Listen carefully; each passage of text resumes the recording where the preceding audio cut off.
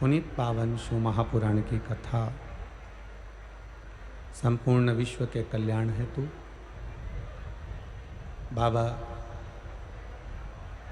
देवादिदेव महादेव की कृपा से श्रवण करने का सौभाग्य प्राप्त हुआ है। बहुत दूर दूर से आप लोग पधारे। कोटा नगर की ये पुनीत पावन पवित्र भूमि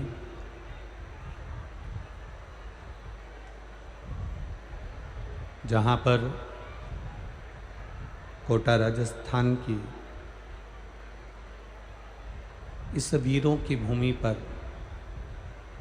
पवित्र भूमि पर दशहरा मैदान में आयोजित 5 दिवसीय देव पितर शिव महापुराण की कथा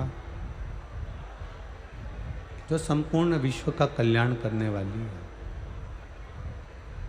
उसको श्रवण करने का सौभाग्य आपको और हमें प्राप्त हुआ है। बहुत बहुत साधुवाद के पात्र हैं श्री ओम बिरला जी, लोकसभा स्पीकर, जिन्होंने इस पवित्र कथा को कोटा राजस्थान की भूमि पर करवाकर संपूर्ण क्षेत्रवासियों का कल्याण किया है। एक बार जोरदार ताली बजाएं। माननीय ओम बिरला जी, लोकसभा स्पीकर, श्री संदीप जी शर्मा जी, विधायक कोटा क्षेत्र के, जिन्होंने इस आयोजन को आयोजित करने के लिए अथक प्रयास कर इस कथा को सफल बनाने के लिए बहुत बड़ी व्यवस्था आपने करी है। एक बार संदीप जी शर्मा विधायक महोदय के लिए जोरदार ताली।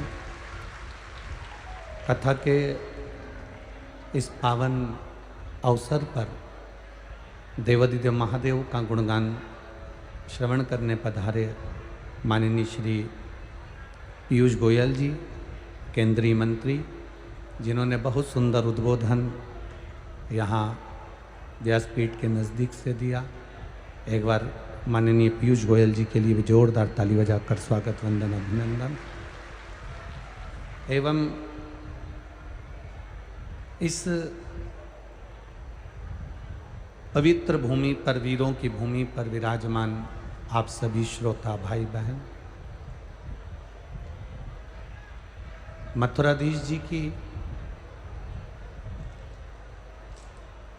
ये पवित्र भूमि है जहाँ पर स्वयं भगवान द्वारकानाथ, स्वयं भगवान कृष्ण मथुराधीश बनकर विराजे हैं। ऐसी पवित्र कोटा की भूमि को मैं नमन करता हूँ, प्रणाम करता हूँ।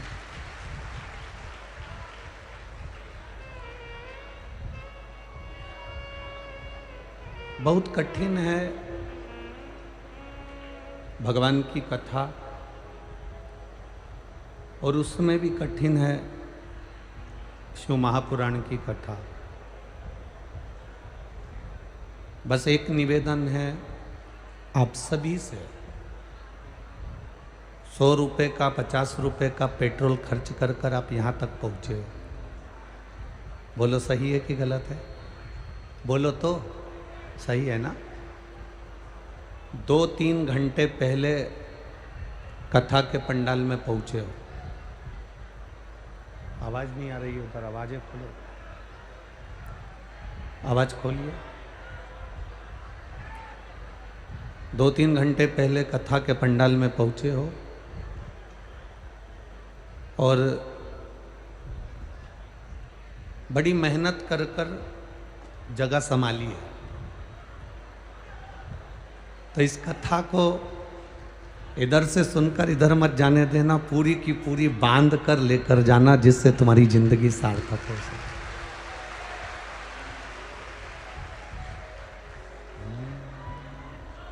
तेरी कृपा बिना न हिले एक भी अणु, लेते हैं श्वास तेरी कृपा से तन। बखान क्या करूं मैं राखों के ढेर का, चपटी भभूत में खजाना कुबेर का। हे गंगाधार मुक्ति द्वार ओमकार तू, भोले ओमकार आयो शरण दिया शंभु तारता। बड़ी मुश्किल से शिव महापुराण की कथा यहाँ सुनने को मिल रही है। 1 मिनट की भी कथा व्यर्थ मत जाने देना। अपने आसपास में कोई बैठकर बात भी करे तो उसको चरण छू के प्रणाम कर लेना, यही समझ लेना कि तुम्हारे घर के पितर आके बैठे हैं। कोई बोले भी ना तो उसको प्रणाम कर कर नमन कर कर उसको कह देना। 3 घंटे के बाद बोलना। अब 3 घंटे भी कहाँ पूरे मिलते हैं, आधा घंटा तो आशीष ले जाता है, 2.5 घंटे बचते हैं। और 2.5 घंटे महादेव की चर्चा करें और भगवान शिव की भक्ति को अपने अंदर उतारें और अपनी जिंदगी को सार्थक करें। ये कोटा की पवित्र भूमि है, राजस्थान की भूमि वैसे भी वीरों की भूमि है।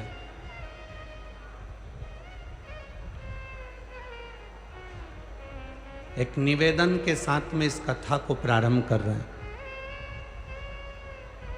महाराणा प्रताप ने,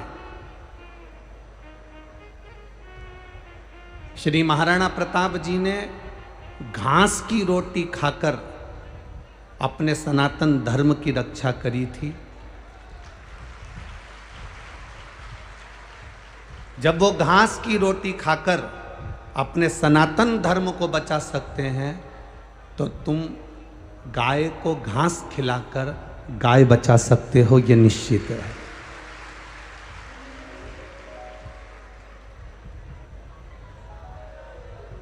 शिव महापुराण की कथा 24,000 श्लोकों का समावेश है और उसमें भगवान शंकर की अविरल भक्ति है।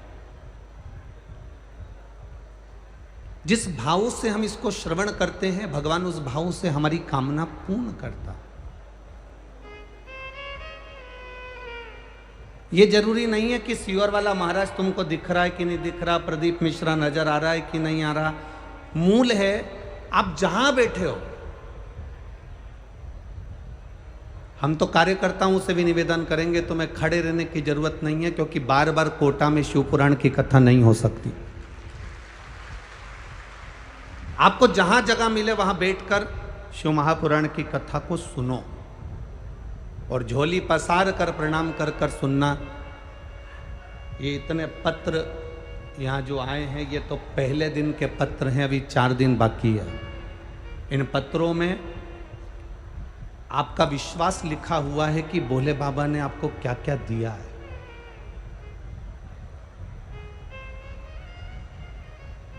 कोटा में तो शिव महापुराण की कथा पहली बार हो रही है। हमारा आगमन पहले नहीं हुआ, परंतु इस स्मरण को आप जहां बैठकर सुन सकते हो। आपके कानों में बस आवाज आना चाहिए। और जिस समय बाबा से प्रार्थना करने का मौका मिले उस समय पर प्रार्थना करो और भगवान से विनती करना कि बाबा मेरे जिंदगी के सारे दुखों को काट दे। लोग कहते हैं कि 3 महीने में शिव महापुराण की कथा का रस तत्व का जो फल है वो प्राप्त होता है। पर एक विश्वास कहता है आप लोगों ने अगर दिल से सुन ली तो मेरा भोला बाबा 3 महीने तो जाने दो, आज कथा सुनोगे और कल निर्णय देने के लिए तैयार बैठा रहता है। आप इसको भरोसे से सुनो। शंभु शरणे मांगू घड़ी रे घड़ी, दुख काटो दया करीने दर्शन। भगवान शिव की कथा कहती है, अपनी दृढ़ता को जितना प्रबल करोगे, अपने विश्वास को जितना दृढ़ करोगे, उतना परमात्मा के करीब पहुंचते जाओ, उतने भगवान के नजदीक पहुंचते जाओ।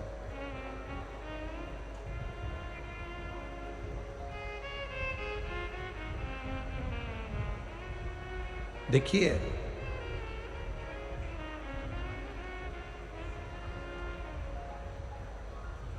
एक बड़े बनने का और एक छोटे बनने का बहुत अंतर है। भगवान नारायण, भगवान विष्णु बैकुंठ का निवास करते हैं और बैकुंठ पर शेषनाग की सैया पर विराजमान रहते हैं। भगवान ब्रह्मा कमल के पुष्प के ऊपर विराजमान रहते हैं। पर मेरे महादेव ना बैकुंठ में रहते हैं, ना ब्रह्मलोक में रहते हैं, ना इंद्रलोक में रहते हैं, ना देवलोक में रहते हैं। मेरे महादेव केवल इस संसार सागर के मृत्यु लोक में जो कैलाश पर्वत है, उस कैलाश पर्वत पर उनका निवास होता है। मृत्यु लोक। और मेरा बाबा बहुत बड़ा बनकर नहीं रहना चाहते, मेरे बाबा तो बहुत छोटे बनकर रहना चाहते। क्योंकि जितने जितने व्यक्ति बड़ा बनता चले जाता है ना, उसकी तीन चीजें चली जाती है। हमने पहले भी कथा में कहा, जितने बड़े बनते जाओगे उसकी तीन चीजें चली जाएगी। एक हंसी चली जाती है, एक रोटी चली जाती है, तीसरा उसके हाथ की ताली चली जाती है। आप जितने बड़े बनते जाओगे आपकी तीन चीजें चली जाती है, तीन चीजें आपकी गायब हो जाती, तीन चीजें जाती है। सबसे पहले नंबर पर बड़े बनने पर आपकी जो हंसी है वो समाप्त हो जाती है। अगर कोई बड़ा व्यक्ति अगर हंसता भी है ना, तो बड़ा सोच समझ कर हंसता, हंसूं कि नहीं हंसूं, पहले विचार करना पड़ता है उसको कि हंसूं कि नहीं हंसूं। और हंसेगा भी तो ऐसा हंसेगा जैसे तुम पार्टियों में देखना, माताएं जब बहुत वीआईपी रहे, बहुत वीआईपी रहे, और जब वो हंसती है तो एकदम थोड़ा सा हंसकर, वो क्योंकि ज़्यादा हंस देगी तो लिपस्टिक दांत में चिपक जाएगी, तो वो ज़्यादा तो हंस भी नहीं सकती। तो एक नंबर पर तो उसकी हंसी चली गई, दूसरे नंबर पर उसकी रोटी चली गई। ज़्यादा बड़े बन गए तो भोजन भी नहीं कर सकते अच्छे से, जो किसी ने लाकर दे दिया बस उतना खा लिया, अपनी मर्जी से आप भोजन भी नहीं ग्रहण कर सकते। और तीसरे नंबर पर हाथ की ताली। आपको मन को अच्छा लग रहा है कि मेरे को बड़ी प्रसन्नता हो रही है इस संवाद को सुनकर, मुझे बड़ी प्रसन्नता हो रही है इस कथा को सुनकर, मुझे बड़ी प्रसन्नता हो रही है इस आयोजन को लेकर, तो भी आप हाथ से ताली नहीं बजा सकते। क्योंकि ताली भी अगर कोई बहुत बड़ा व्यक्ति बजाता है तो बड़ी सावधानी से थोड़ी सी बजा लेता है, एकदम खुलकर नहीं बजा सकता, वो बजाना मुश्किल है। बड़ा व्यक्ति 2000 के नोट की तरह होता है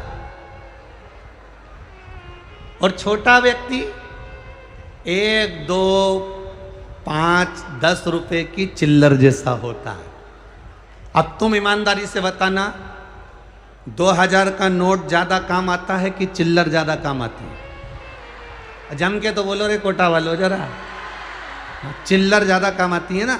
चिल्लर गरीब के कटोरे से लेकर सेठ की काउंटर तक रहती है, जन्म से लेकर मरण तक चिल्लर रहती है। लोग मुर्दे पर भी फेंक देते हैं। एक छोटे से छोटे काम से लेकर बड़ी से बड़ी फैक्ट्री तक चिल्लर रहती है। और कोई 2000 के नोट से पूछे, क्यों रे 2000 के नोट तू कैसा है, तो वो कहेगा जिस दिन से बैंक से निकला था पहले तो लोगों की जेब में गया, फिर अटैची में बंद हो गया, अटैची से बोरी में बंद हो गया, बोरी से बंद होकर फिर वापिस अटैची में आया, अटैची से निकलकर अब मैं इस कतार पर आ गया कि बंद होने वाला हूँ, मेरी कोई भाव नहीं बचा। ज्यादा बड़े हो जाओगे, ज्यादा बड़े बन जाओगे तो तुम्हें कैद रहना पड़ेगा, बंद रहना पड़ेगा, संभल कर रहना पड़ेगा।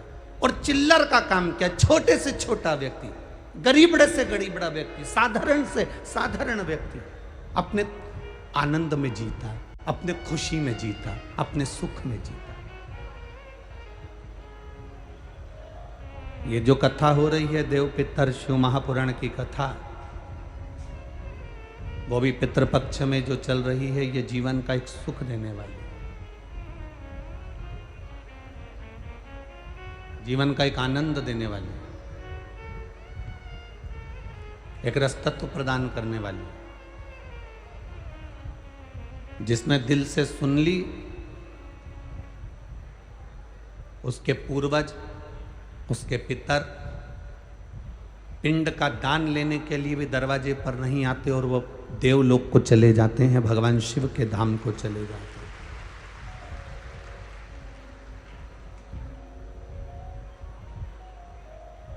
कितनी सुंदर कहती है शिव महापुराण की कथा, कहती है एक देवराज नाम का ब्राह्मण,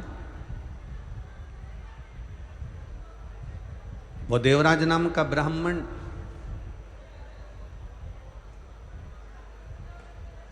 चोरी का धन ले जाकर भगवान शंकर के मंदिर में पहुंच जाता है और उस मंदिर में रहकर कुछ देर की शिव महापुराण की कथा सुन लेता है, कुछ देर।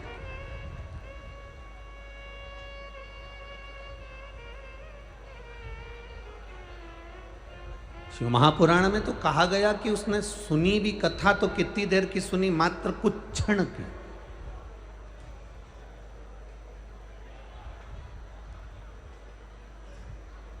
केवल कुछ क्षण की कथा श्रवण कर। और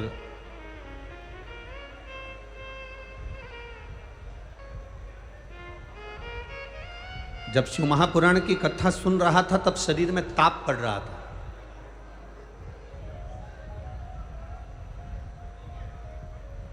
दो चीजें अपने अंदर उतार कर रखिएगा। शरीर में अगर ताप बढ़ता है, शरीर में बुखार बढ़ता है, शरीर में कष्ट बढ़ता है, तो भोजन छूट जाता है। आप में से कई माताएं ऐसी बैठी होंगी, कई भाई लोग ऐसे बैठे होंगे कि बुखार रहे शरीर में, थोड़ा सा कष्ट रहे शरीर में, तो भोजन अच्छा नहीं लगता। बोलो रिजीजियों कोटा वाली, सही है कि गलत है? भोजन अच्छा लगता है क्या? नहीं। शरीर में अगर ताप है, शरीर में अगर बुखार है, शरीर में अगर कष्ट है, तो भोजन अच्छा नहीं लगता, हमारा भोजन छूट जाता है। शरीर में बुखार बढ़ने पर, ताप बढ़ने पर, कष्ट बढ़ने पर भोजन छूट जाता है, और घर में पाप बढ़ने पर भजन छूट जाता है। जैसे जैसे हमारे घर में पाप बढ़ना प्रारंभ होता है, कोई गलत काम हो रहा है, कोई गलत चीज हो रही है, गलत धन आ रहा है, गलत संपदा आ रही है, गलत दौलत आ रही है, गलत चीजें हो रही हैं, तो हमारा पाप बढ़ता चले जाता है। पाप बढ़ा कि हमारा भजन, हमारा कीर्तन, हमारा मंत्र जाप, हमारा नाम जाप, हमारा स्मरण छूट जाता है। तुम रोज शंकर जी के मंदिर जा रही हो, रोज जल चढ़ाने जा रही हो, रोज भगवान को जल चढ़ा कर आ रही हो, प्रतिदिन भगवान देवादिदेव महादेव को अगर जल चढ़ा कर आ रही हो, और तुम 15 दिन अगर भगवान के मंदिर नहीं जा पाओ, तो विचार करना कि मैंने ऐसा कौन सा पाप कर दिया जो भगवान के मंदिर नहीं पहुंच पाए। मैं परमात्मा के दरवाजे तक क्यों नहीं पहुंचा? मैं परमात्मा की चौखट तक क्यों नहीं गई?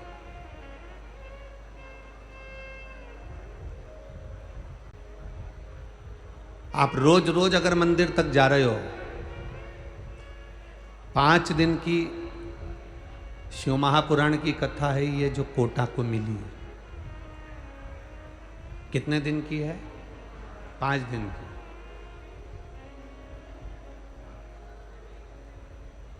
दिल से सुन लोगे तो ये झोली खाली नहीं जाएगी, ये भरा कर चली जाएगी। दिल से सुन लो।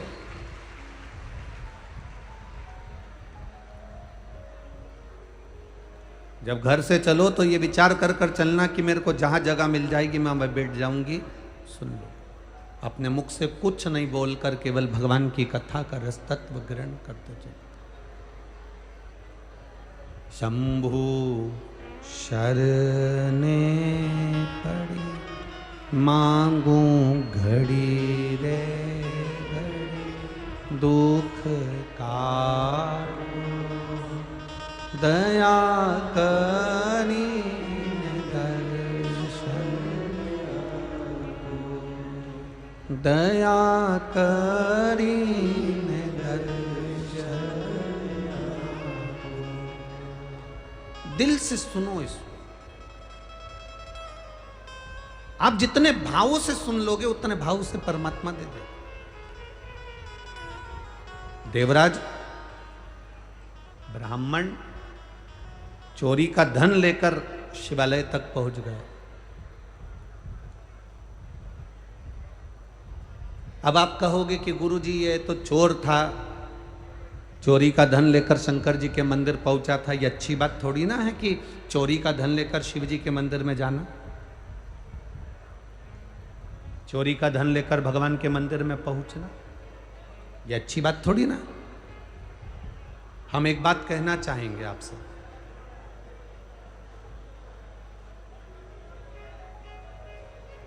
जिंदगी में कितना भी पाप हो जाए,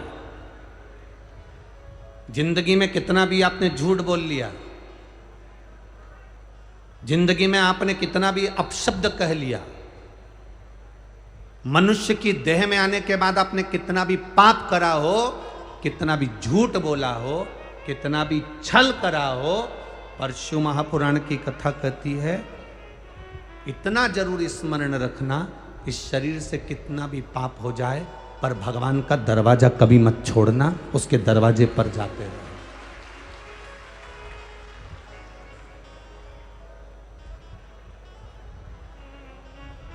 उसका द्वार कभी नहीं छूटना चाहिए, उसका दरवाजा कभी नहीं छूटना चाहिए, कितना भी पाप हो जाए।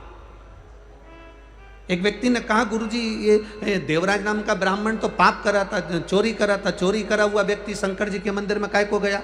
उसको तो धन लेकर अपने घर चले जाना था, चोरी करने के बाद शिव जी के पास क्यों गया? शिव महापुराण की कथा कहती है बच्चा नाली में गिर गया, बच्चा गटर में गिर गया, बच्चा कीचड़ में गिर गया, बच्चा गंदी जगह पर गिर गया, गिरकर बच्चा कीचड़ में से निकला। मोहल्ले के लोग, कॉलोनी के लोग, सोसाइटी के लोग, जहां रहने वाले लोग हैं वो उस बच्चे को गले से नहीं लगाएंगे, उस बच्चे को चुप नहीं करेंगे, बच्चे से दूर से बोलेंगे भैया चुप हो जा, भैया चुप हो जा, भैया पानी ला दो, इसको पानी दे दो। मोहल्ले के लोग उस बच्चे को, मोहल्ले के लोग उस बच्चे को पानी दे देंगे, मोहल्ले के लोग उस बच्चे को चुप कराने का प्रयास करेंगे, पर मोहल्ले के लोग बच्चे को गले से नहीं लगाएंगे। मोहल्ले के लोग कभी उसको गले से नहीं लगाएंगे। बच्चा जब पानी में गिरता है, बच्चा जब कीचड़ में गिरता है, बच्चा जब गंदी जगह पर गिरता है, उसको गले लगाने वाला कोई नहीं होता। उसको गले लगाने वाला केवल उसकी माँ और उसका पिता, दो होते हैं जो बच्चे को गले लगा लेते हैं।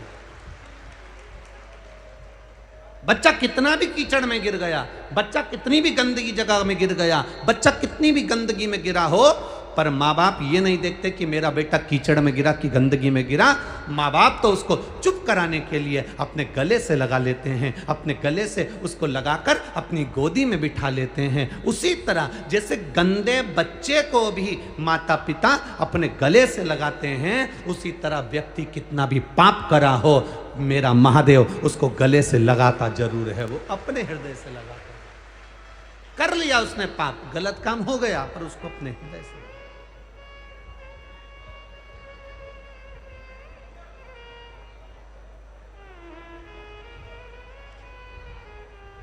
मैंने तेरे ही भरोसे, ओ बाबा तेरे ही भरोसे, हवा बिच उड़ती जावांगी, बाबा डोर हथो छड़ी कटी जावांगी, भोले मैं तेरी पतंग, शंभो मैं। हम कितने भी पाप कर्म कर बैठे हो, हम कितना भी झूठ बोल बैठे हो, हम कितना भी गलत कर्म कर बैठे हो, पर महादेव के मंदिर में एक लोटा जल जब हम लेकर पहुंचते हैं, देवाधिदेव महादेव के मंदिर में शंकर जी को एक लोटा जल जब हम धीरे धीरे दिल से बाबा का गुणगान कर कर समर्पित करते हैं, बाबा जान जाता है कि ये पापी है, झूठा है, छली है, कैसा भी है, पर मेरा बेटा है, इसलिए मेरे दरवाजे पर आया है, मुझे गले लगाया।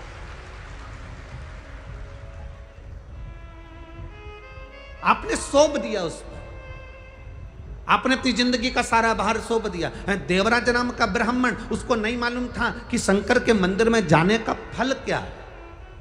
शिव महापुराण की कथा कहती है, शिवजी के मंदिर के सामने से निकलकर जाने का भी फल प्राप्त होता है, 1000 अश्वमेध यज्ञ के बराबर शंकर की चौखट के सामने से निकलकर जाने का फल मिल जाता है।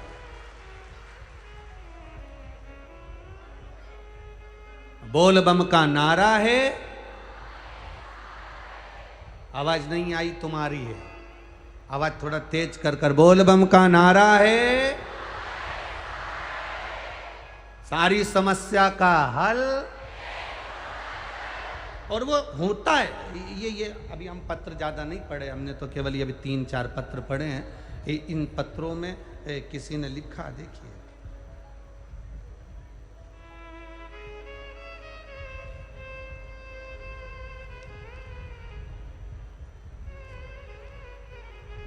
जिला कोटा, तहसील रामगंज मंडी, नाम लता तिवारी, गांव धरनावद, क्या नाम है, तुम समझ गए ना, बस चलेगा, ठीक है। और मोबाइल नंबर ये है। कहीं बैठी हैं, दिख गई क्या, कहाँ बैठी हैं, हाथ हिलाओ जरा, हाँ जी जी दिख गए, ठीक है। एक बार वापिस हाथ हिला दो। श्री शिवाय नमस्तुभ्यम। गुरुदेव, मैं क्या वर्णन करूं, मेरी सास के गले में बहुत बड़ी गठान हो गई थी, खाना छूट गया था, डॉक्टरों को दिखाया तो डॉक्टरों ने कहा इसका ऑपरेशन होगा और गठान है, शायद ये जांच के लिए मुंबई जाएगी और बड़ी बीमारी के योग हैं। गुरुदेव,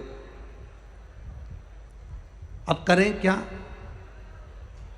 डॉक्टरों ने कह दिया कि गठान बड़ी है, इसका इलाज भी होगा, ऑपरेशन भी होगा और जांच के लिए भी जाएगी, और कुछ कह नहीं सकते। तब मेरी बेटी ने उनसे कहा, दादी माँ आप शिव जी की कथा सुना करो, कभी 2 बजे आती, कभी 1 बजे आती, आस्था चैनल पर आती। आसन लगा कर दिल से सुनना, शिव जी को 1 लोटा जल चढ़ाकर उसका आचमन करना।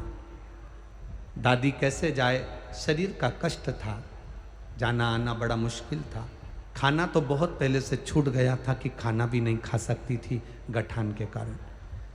बेटी शंकर जी के मंदिर जाती, जल चढ़ाकर कटोरी में पानी झेलकर अपने लाकर देती। मैं बाबा का क्या वर्णन करूं गुरुदेव, जिस गठान का ऑपरेशन 10 दिन के अंदर होना था, मैंने बाबा से कहा बाबा ज़्यादा दिन नहीं हमारे पास में, आप कुछ ऐसी कृपा करो कि गठान गल जाए। जिसका ऑपरेशन 10 दिन के अंदर होना था, बाबा की कृपा से शिवजी पे चढ़े हुए जल को पीकर 10 दिन के अंदर गठान गल गई गुरुदेव, और मैं बाबा को यहाँ प्रणाम करने के लिए आया। ये शिव तत्व। ठीक हो जी जी, हाथ हिला दो एक बार वापिस। हर हर महादेव। बैठिए। श्री शिवाय नमस्ते। एक पत्र और आया है, देखिए। मैं यशोदा राठौर, निवासी भेस रोड गढ़, ठीक है, समझ रहे हो ना तुम लोग? हाँ, बस तुम समझ जाना, बाकी के तो चैनल वाले सब समझ जाएंगे, ठीक है। मैं यशोदा राठौर, निवासी भेस रोड गढ़, जिला चित्तौड़गढ़, राजस्थान से हूँ। कहीं बैठी हैं? कहीं बैठी हो तो हाथ हिला देना। एक तो पंडाल भी तो इतने सारे लगे हैं, अभी तक कथा में 3 पंडाल लगते थे, यहाँ तो 8-10 लगा मारे तुम लोगों ने, बहुत सारे हो। कहीं बैठी हो तो हाथ हिला सकती हैं। मैं यशोदा राठौड़, निवासी भैंस रोडगढ़, जिला चित्तौड़गढ़, राजस्थान। मोबाइल नंबर ये है। जिन्होंने पत्र में लिखा है, गुरुदेव 3 साल से मेरे दाहिने पैर की नस ब्लॉक हो गई थी। डॉक्टर ने कहा था तुम्हारा शरीर धीरे धीरे ये पाँव ब्लॉक होते चले जाएगा। नसें काम करना बंद करती जा रही थी। एक बीमारी के अंतर्गत शरीर से चलना बंद हो गया था। गुरुदेव सारी दवाइयाँ कराई, बड़े से बड़े हॉस्पिटल में, बड़े से बड़े शहर में जाकर इलाज करवाया, पर आराम नहीं मिला। तब हमारी पड़ोसन ने कहा कि शिवजी पे चढ़ी हुई बेलपत्र खिलाओ। हमने वो शंकर भगवान पर चढ़ी हुई बेलपत्र देना प्रारंभ करी, और बाबा की कृपा से, आप कहते हो ना गुरुजी, पंडाल में बैठकर जो मांगा जाता है वो मिलता है। हम उनको लेकर अगस्त के महीने में दतिया की कथा में पहुंच गए। दतिया की कथा में हमने 3 दिन कथा सुनी और बाबा से प्रार्थना करी कि बस पाँव से चलना प्रारंभ कर दें। इनके शरीर की नसें ब्लॉक हो गई हैं, डॉक्टर के हिसाब से ये चल नहीं पाएंगे। हमने बाबा से प्रार्थना करी। दतिया से 3 दिन बाबा को झोली पसार कर नमन कर कर वापिस आए, और बाबा की, आप कहते हो गुरुजी 3 महीने में बाबा सुनता है, 2 महीने के अंदर चलना प्रारंभ कर दिया और नसें खुल गई। डॉक्टर के हिसाब से ये अब ठीक है। ये शिव तत्व है। ओ घड़ी शंभो शरने पड़ी, मांगू घड़ी रे, दुख का दया करी ने दर्शन। देवराज नामक का ब्राह्मण चोरी कर रहा, धन लेकर शिवजी के मंदिर में चला। अच्छा करो चाहे बुरा करो, पर भगवान का मंदिर कभी मत छोड़ो, भगवान का दरवाजा कभी मत छोड़ो। अगर आप भगवान का दरवाजा नहीं छोड़ोगे तो भगवान भी तुम्हारा हाथ जिंदगी में कभी नहीं छोड़ने वाला है, ये निश्चित।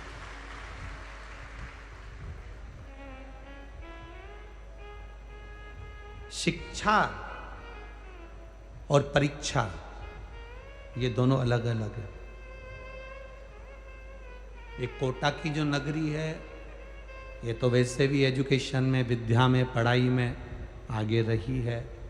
यहाँ पर पूरी दुनिया के बच्चे कोटा में कोचिंग करने के लिए आते हैं। यहाँ शिक्षा का केंद्र बिंदु है। मेरा एक निवेदन इस शिक्षा विद्याध्ययन करने वालों के लिए भी, शिक्षा और परीक्षा दोनों अलग अलग पहलू हैं।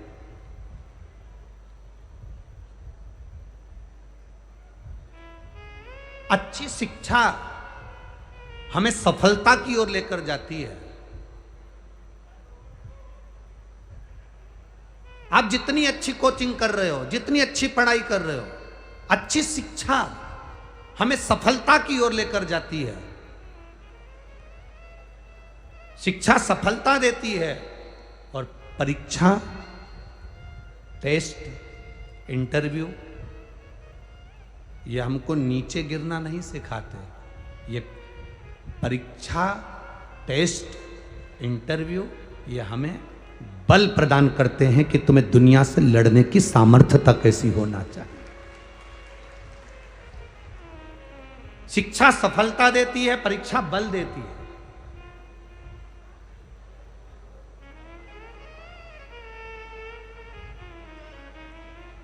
पर ना जाने क्यों कोटा के विद्या केंद्र को, कोटा के शिक्षा केंद्र को, कोटा की एजुकेशन को ना जाने क्यों लोग, हम ये नहीं कहेंगे कि कोई, ना जाने लोग क्यों बदनाम कर कर कोटा से शिक्षा के केंद्र को फिर धीरे धीरे दबाना चाहते हैं। मेरा निवेदन बच्चों से, विद्या अध्ययन करने वालों से, पढ़ाई करने वालों से कि तुम्हारे माता पिता ने तुम्हें पढ़ने के लिए भेजा, तुम्हारे माता पिता ने ये नहीं कहा कि वापिस लौट कर आएगा और अच्छे से टेस्ट देकर आएगा। नहीं, अगर तू अच्छे से पढ़ेगा नहीं, अच्छे से विद्या अध्ययन नहीं करेगा, तेरा अगर कंपनी में नहीं होगा, तू अच्छी एजुकेशन धारण नहीं करेगा, तो माता पिता ने ये नहीं कहा कि तू लौट कर मत आना। माता पिता ने ये कभी नहीं कहा कि तू वापिस मत आना। माता पिता कहते हैं पढ़ने के लिए जा रहे हो, विद्या अध्ययन करने के लिए जा रहे हो, चिंता मत करना, दिल से पढ़ाई करना, दिल से पढ़ाई कर कर दिल से इंटरव्यू देना, दिल से टेस्ट देना, दिल से परीक्षा देना। पास हो गए कोई बात नहीं, असफल भी हो गए कोई बात नहीं, तुम्हारे माता और पिता का घर तुम्हारे लिए इंतजार कर रहा है। तुम्हारे माता पिता का घर तुम्हारे लिए इंतजार कर रहा है। ये महादेव का जो घर होता है, महादेव का जो मंदिर होता है, महादेव का जो शिवालय होता है, भगवान शंकर का जो देवालय होता है, ये होता क्या है? मेरे महादेव हैं कौन? जगत के पिता।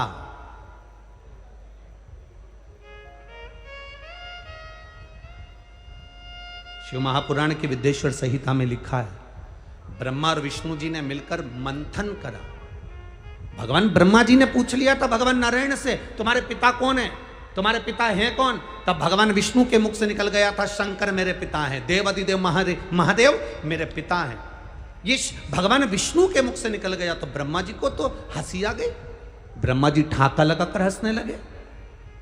भगवान शंकर तुम्हारे पिता, वो शंकर जो शमशान में निवास करते हैं, वो शंकर जिनके गले में सर्प पड़े रहते हैं, वो शंकर जो खुले में रहते हैं, वो शंकर जिनका कोई घर भी नहीं है, वो शंकर जो भस्मी लपेटते हैं, वो तुम्हारे पिता है? वो तुम्हारे पिता है?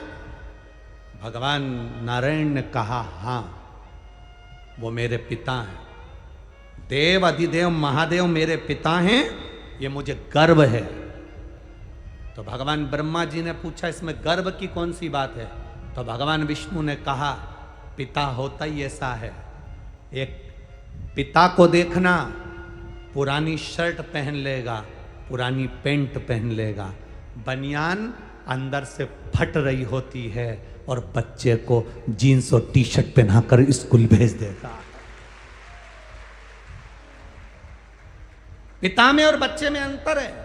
भगवान नारायण करें, भगवान शंकर मेरे पिता हैं। भगवान ब्रह्मा जी को हंसी आ गई, ठाका लगाकर हंसे कि शंकर जी जो भस्म रपेटते हैं, शंकर जी जो सांपों की माला धारण करते हैं, शंकर जी जो शमशान में निवास करते हैं, शंकर जी जो खुले में निवास करते हैं, शंकर जी जिनका कोई घर नहीं है, शंकर जी जो गंगा की धार जिनके मस्तक पर चलती रहती है, शंकर जी जो भांग धतूरे के स्मरण करते हैं, शंकर जी जो भस्म में रमे रहते हैं, शंकर जी जो आंख बंद करके बैठे रहते हैं, वो आपके पिता हैं। भगवान विष्णु कहते हैं पिता होता ही ऐसा है, दुनिया के लोगों को करोड़ों की जायदाद दे देता है और खुद वीराने में जाकर बैठ जाता है, वो पिता होता है, वो शंकर है, वो देवादिदेव महादेव है, वो शिव है, ओघड़ी है, शंकर है।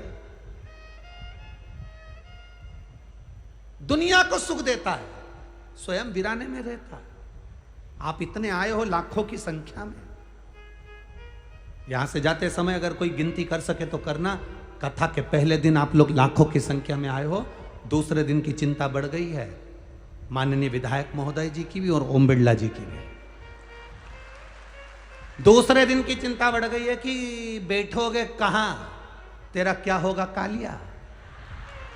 चिंता व्याप है तो कहां कहां बैठोगे, कहां, जरा विचार करिए।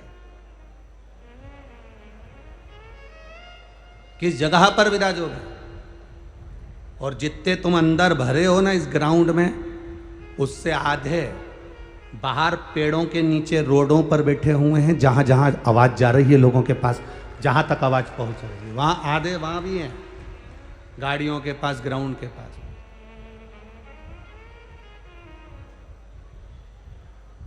आप आए जरूर हो, बाबा की शरण में आए हो, शंकर की कथा सुनने आए हो, पितृ पक्ष में 5 दिन देव पितर शिव महापुराण की कथा श्रवण करने के लिए आए हो। आप आए जरूर हो, पर इतना स्मरण करना, इतना ध्यान रखना कि तुम अकेले नहीं आए हो, कथा सुनने के लिए तुम अकेले नहीं पहुंचे हो। पितृपक्ष में पितरों के देवता आर्यमा अपने घर के पितरों को पृथ्वी पर भेजते हैं। जब हम शिव महापुराण की कथा सुनने जाते हैं तो हमारे घर के अपनी दरवाजे की देहली के पितर भी कथा सुनने के लिए पंडाल में आते हैं, वो भी कथा सुनने। आज आपको और हमको कोटा की धरा पर अपने आप को गौरवान्वित होना चाहिए। अभी तक हम पंडालों में कथा सुनते थे तो हम खुद सुनते थे, पर आज हम अपने घर के दरवाजे से निकलकर कथा के पंडाल तक पहुंचे हैं तो हम अकेले नहीं जा रहे। हमारे पूर्वजों को, हमारे पितरों को, हमारे आहूतों को, हमारे वासुकों को हम लेकर जा रहे हैं, जो कि कथा तुमने नहीं कहा कि तुम चलो, फिर भी वो कथा सुनने के लिए तुम्हारे पीछे पीछे आए, कथा श्रवण पहुंचे हैं।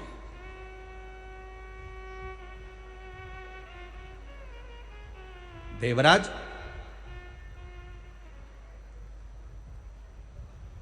चोरी करा, धन लेकर शिवजी के मंदिर गया,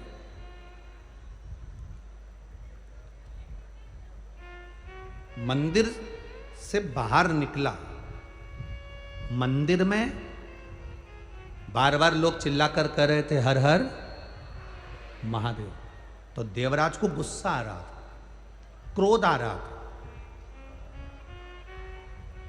देवराज का मन चिढ़ रहा था। कई लोग ऐसे हैं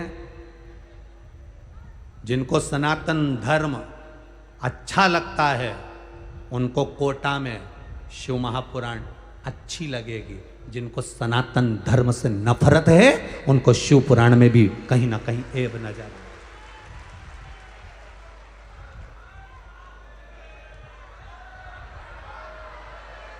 जो सनातन धर्म के विरोधी हैं, जिनको सनातन धर्म से प्रेम नहीं, जिनको सनातन धर्म की श्रेष्ठता नहीं, जो नहीं जान पाते कि सालासर में हनुमान विराजते हैं, जो नहीं जान पाते खाटू श्याम में मेरा श्याम विराजता है, जो नहीं जानते मथुराधीश में द्वारकाधीश विराजता है, जो नहीं जानते कि सुंदर रुणिचा की भूमि में भगवान स्वयं रामदेवरा वाला रामदेव बाबा विराजता है, जो नहीं जानते कि इस मेहंदीपुर की भूमि में मेहंदीपुर का बालाजी विराजता है।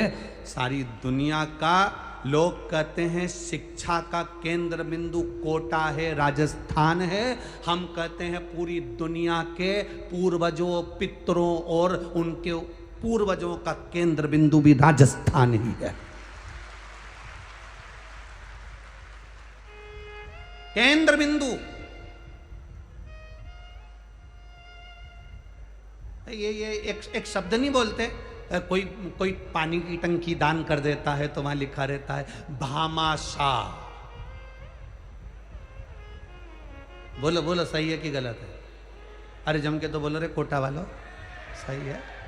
हमने तो सुना था कोटा वाले बोलते बहुत हैं, पर तुम लोग तो ऐसे चुप होके बैठे हो कि जवाब भी नहीं दे रहे हो। राम जी है तो तुम जो पूछा जाए तब बोलो है, बाकी के टाइम तो चुप रहो तो अच्छा है। हो?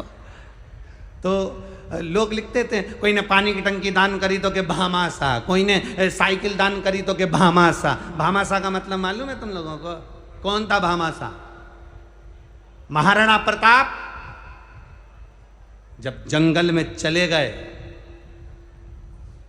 सारी सत्ता जब विधर्मियों ने ले ली, तब एक राजस्थान का ऐसा सेठ जिसका नाम था भामाशाह, उसने महाराणा प्रताप के पास में जाकर कहा मेरी विरासत की सारी जायदाद तेरी है, पर इन मुगलों को मारकर फिर सत्ता स्थापित कर।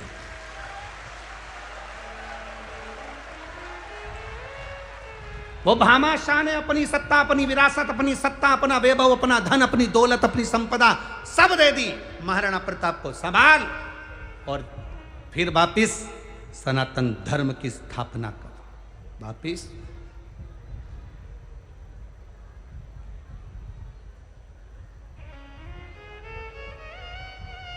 जरा विचार करना जरा, उन्होंने तो अपनी पूरी प्रॉपर्टी दे दी थी। तुम अगर कहीं का आ जाए तो अपनी बैठने की जगह नहीं दो।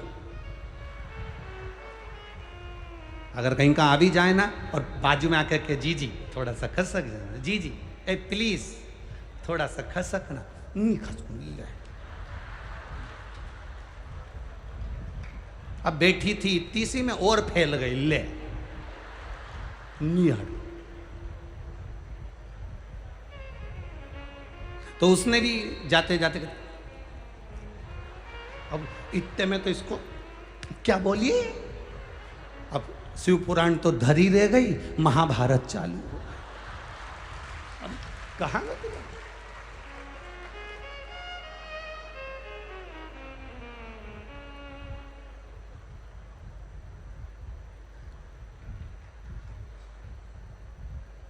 अरे भाई शिव कथा कह रही है, शिव महापुराण की कथा कह रही है। देवराज गलत है, पर शंकर जी के चरणों में पहुंच गया। कैसे हो आप शंकर के द्वार जाओ। कितना भी गलत काम करा हो तो भी शंकर के द्वार जाओ। दुनिया के लोग हंसे तो भी शंकर के द्वार जाओ। जल चढ़ाने जाओ तो लोग ताना दे तो भी शंकर के दरवाजे जाओ। आग लगे बस्ती में, क्या किसको रोइए, चादर तान के, कुछ भी हो, अपने को भगवान की भक्ति नहीं छोड़ना। मीराबाई तुम्हारे ही मोहल्ले की थी, बोलो सही है? कितना कहा, साथ की सहेलियां मोहे उंगली उठावे, गांव का लोग मने बावरी बतावे, और हंसी उड़ावे सारी सारी दुनिया, ओ मीरा बनी रे। लोग ताना दिए, गाली दी, अपशब्द कहे, आड़ा टेढ़ा बोला, पर मीराबाई के मुख से कभी कोई शब्द नहीं निकला। मीराबाई जानती थी इनसे मुख मिलाऊंगी उतनी देर प्रभु का गुणगान गाऊंगी तो उस परमात्मा के करीब चली जाऊंगी। इनसे मुख मिलाऊंगी, उससे अच्छा उसका भजन करो। इसीलिए आप लोगों से भी कहा,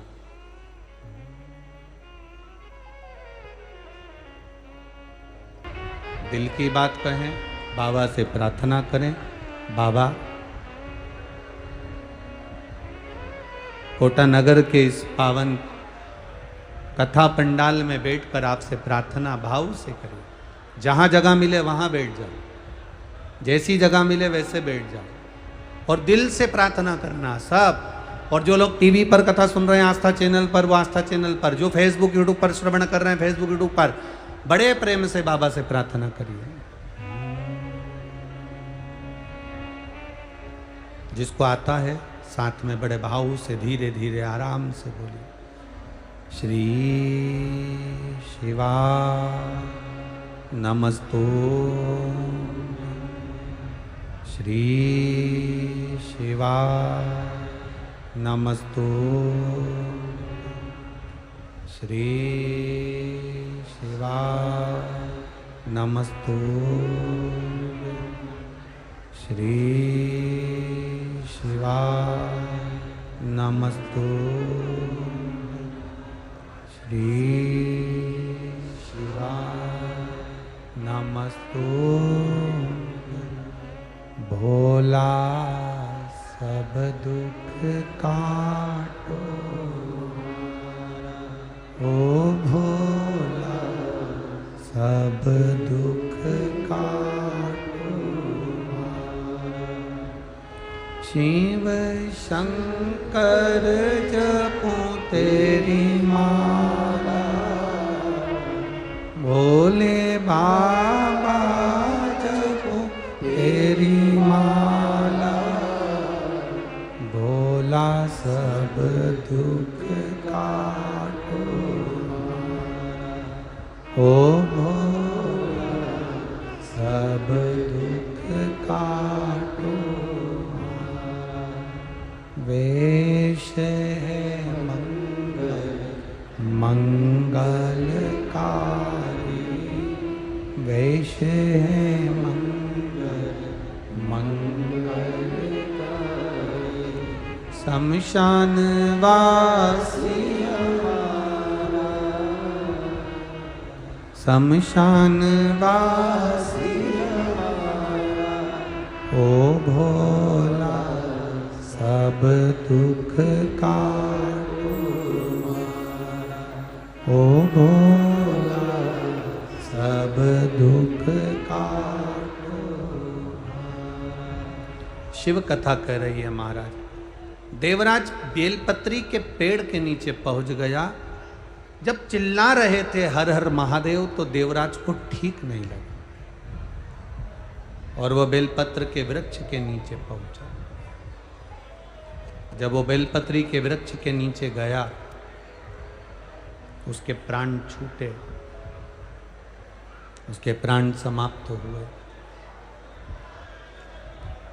प्राण छूटते से यम के दूत उसको बंदी बनाने के लिए आए। जब यम के दूत बंदी बनाने के लिए आए तो उसी समय पर भगवान शंकर स्वयं नंदी लेकर देवराज को लेने के लिए।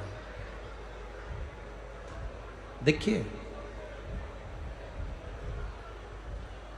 भगवान शिव की आराधना करने वाले को लेने के लिए यम के दूत नहीं आते। शिव की आराधना करने वाले को लेने के लिए भगवान विष्णु के पार्षद नहीं आते। शिव की आराधना करने वाले को लेने के लिए शंकर भगवान के गण नहीं आते। शिव की आराधना करने वालों को लेने के लिए स्वयं मेरा देव अधिदेव महादेव नंदी लेकर आता है। स्वयं शिव।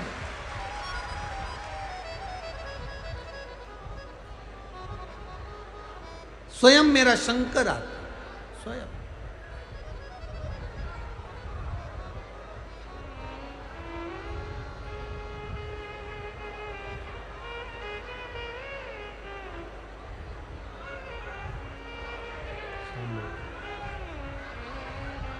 शंभु। हम हमारी कथा में हमेशा कहते हैं आप लोगों से निवेदन, कथा सुनने के लिए आए हो तो कथा का लाभ लीजिएगा। टाइम पास करने के लिए तो किसी दूसरे महाराज को भी बुला सकते हो जो तुम्हारा समय बर्बाद करे और समय निकाले। आपसे निवेदन पहले भी करा है, अपने घर से 2 पानी की बोतल लेकर चलो। बोलते हैं कि नहीं बोलते? बोलो, जम के बोलो जरा। बोलते हैं ना? 2 पानी की बोतल लेकर चलो, छाता साथ में लेकर चलो, कुछ खाने का सामान लेकर चलो दूसरे को खिलाने के लिए। पर कथा ना छूटे। तुम्हारे पास में भी अगर कोई पानी बांट रहा हो तो उसके हाथ जोड़ लो कि मेरे को 2.5 घंटे की कथा सुन लेने दो, उसके बाद तुम्हें जो करना है करो। पर निवेदन थोड़ा कथा पर ध्यान। बहुत ये विधायक जी ने, माननीय श्री संदीप शर्मा जी ने बहुत भाव से इस कथा को लिया है और अपने क्षेत्रवासियों के लिए, कोटावासियों के कल्याणार्थ लिया। हम तो कहेंगे एक बार माननीय विधायक महोदय जी संदीप जी शर्मा जी के लिए जोरदार ताली बजाओ, जिन्होंने इतनी मेहनत कर इस कथा को लिया। दिल से सुन लो। अपने घर से आओ तो 2 पानी की बोतल साथ लेकर चलो, जो तुमको लगता है वो प्रेम से लेकर चलो। कथा में तुम्हें नींद आए तो गादी तकिया भी साथ लेकर चलो, मना नहीं है, पर दिल से सुनना। कथा शिव की कथा है। जब हम यहाँ से जाएं 5 दिन बाद तो इन पत्रों में तुम्हारा पत्र आए, बाबा से ये बस कह कर जाते हैं कि तुम्हारा कार्य हो, और कोई बात नहीं। बाकी के तो समय पास करना हो तो बात दूसरी है, कोई भी कर देगा टाइम पास। शिव तत्व को जानो। देवराज को लेने के लिए ना तो भगवान विष्णु के पार्षद आए, देवराज को लेने के लिए ना इंद्रलोक से कोई आया, देवराज को लेने के लिए ना कोई यमलोक से आया, देवराज को लेने के लिए स्वयं देवाधिदेव महादेव नंदी लेकर पधारे। स्वयं शिव, शंकर भगवान के गण भी नहीं आते लेने के लिए। शंकर को जल चढ़ाने वाले को लेने के लिए शंकर के गण कभी नहीं आते। शंकर को जल चढ़ाने वाले को लेने के लिए कभी शिव के गण नहीं आएंगे और ना यमदूत आएंगे। शंकर को जल चढ़ाने वाले का हाथ महादेव पकड़ते हैं, इसलिए महादेव ही उसको लेकर जाते हैं। अकाल मृत्यु वो मरे जो काम करे चंडाल का, काल उसका क्या बिगाड़े जो भक्त हो महाकाल का। जो शिव की आराधना करने वाला होता है उसका बाल बांका संसार का कोई मनुष्य नहीं कर सकता। बस अपनी मति शिव के चरणों में रखना। हमने पहले एक बार कथा में कहा था, आप लोगों के ध्यान में होगा, संत की मति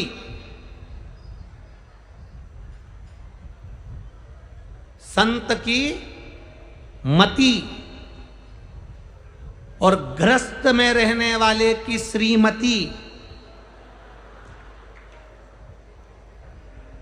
ये दोनों कंट्रोल में होना चाहिए।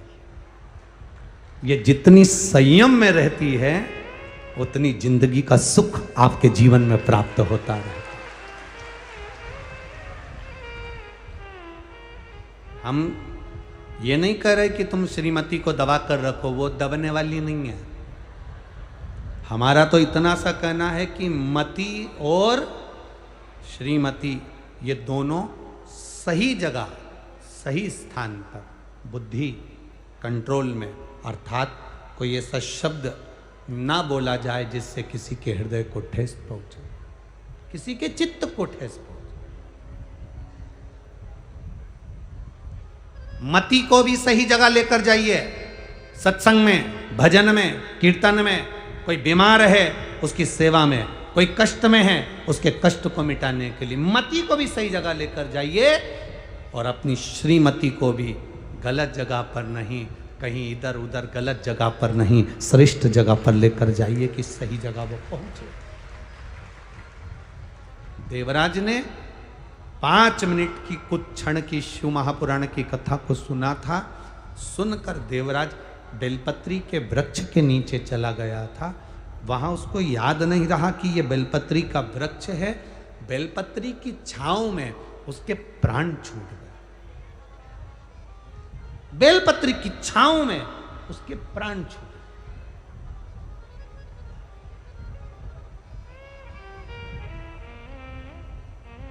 एक तुलसी का दल, तुलसी का जल, तुलसी का चरणामृत हम पीते हैं, वह हमारे शरीर में 8 दिन तक तुलसी का दल, तुलसी का जल 8 दिन तक हमारी इंद्रियों को संयम में रखता है। कितने दिन तक? 8 दिन तक। विष्णु पुराण कहती है बेलपत्री, एक बेलपत्री का आधे से आधा पत्ता भी, या भगवान शंकर पर चढ़ा हुआ जल, या बेलपत्री का आधे से आधा पत्ता भी, या एक पत्ता भी हम ग्रहण करते हैं, शिवजी पे चढ़े हुए जल को हम पीते हैं, तो हमारी इंद्रियों में तुलसी का जल 8 दिन तक रहता है। बेलपत्री का जल, बेलपत्री का पत्ता 1.25 महीने तक हमारे उदर में हमारी इंद्रियों को संयमित करता है। 1.25 महीने तक बेलपत्री का पत्ता हमारी इंद्रियों को संयमित करता है। आप कहोगे गुरुजी ये कथा कहाँ की है, तो आप स्मरण करिए राजा कर्ण।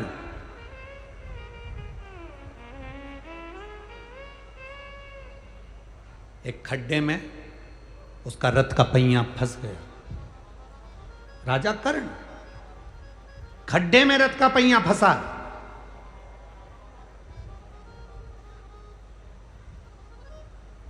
स्वयं रुक्मणी जी ने कहा भगवान कृष्ण से, आपने ये कर्ण मर रहा था और आपने अर्जुन का साथ दिया। कर्ण मर रहा है और तुमने अर्जुन का साथ दिया।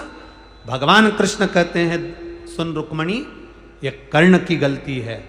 अभिमन्यु पानी देखकर मरते समय पानी मांग रहा था, पर अभिमन्यु को पानी नहीं दिया गया। पास में छाजल पड़ी थी, बोतल पड़ी थी छाजल। ये बोतल तो अब आ गई। छाजल पानी का एक कपड़ा होता था जो पानी भरा रहता था। छाजल पड़ी है पानी की, पर कर्ण ने पानी नहीं दिया। आखिरी में वो पानी जहां गिरा था वहां कीचड़ हो गया था रथ के चलते चलते चलते चलते, और कर्ण का रथ उस खड्डे में फंस गया। मरते समय अगर जल दे देता तो कर्ण पानी के खड्डे में डूब कर नहीं मरता। मरते समय जल नहीं दे पाया। स्वामी, राजा कर्ण का रथ खड्डे में फंस गया, वो मर गया, मारा गया। 16 दिन तक राजा कर्ण का अंतिम संस्कार नहीं हुआ था। 16 दिन राजा कर्ण को अंतिम अग्नि संस्कार नहीं किया गया, अंतिम संस्कार नहीं किया। क्यों? उस युद्ध के मैदान में कोई जाने को तैयार नहीं था। उस युद्ध के मैदान में कोई पहुंचने को तैयार नहीं था। कर्ण की पत्नी वृषाली और सुप्रिया दोनों को मालूम पड़ा कि मेरा पति मर गया। कर्ण की पत्नी को मालूम पड़ा, वैशाली को और सुप्रिया को मालूम पड़ा हमारा पति मर गया। पहले कर्ण के 10 बच्चे थे, 10 लड़के थे। 10 लड़के में से 9 लड़के कर्ण के युद्ध के मैदान में मर चुके थे। केवल एक लड़का जीवित था जिसका नाम वृषकेतु था। केवल एक वृषकेतु जीवित था। और सुप्रिया जो भगवान शंकर की आराधना में डूबने वाली थी, शंकर की आराधना में रमने वाली थी, और उस सुप्रिया को मालूम पड़ा कि मेरा पति मर गया और मरे हुए आधा घंटा निकल चुका है, पति के प्राण छूट चुके हैं। कोई गिद्ध, कोई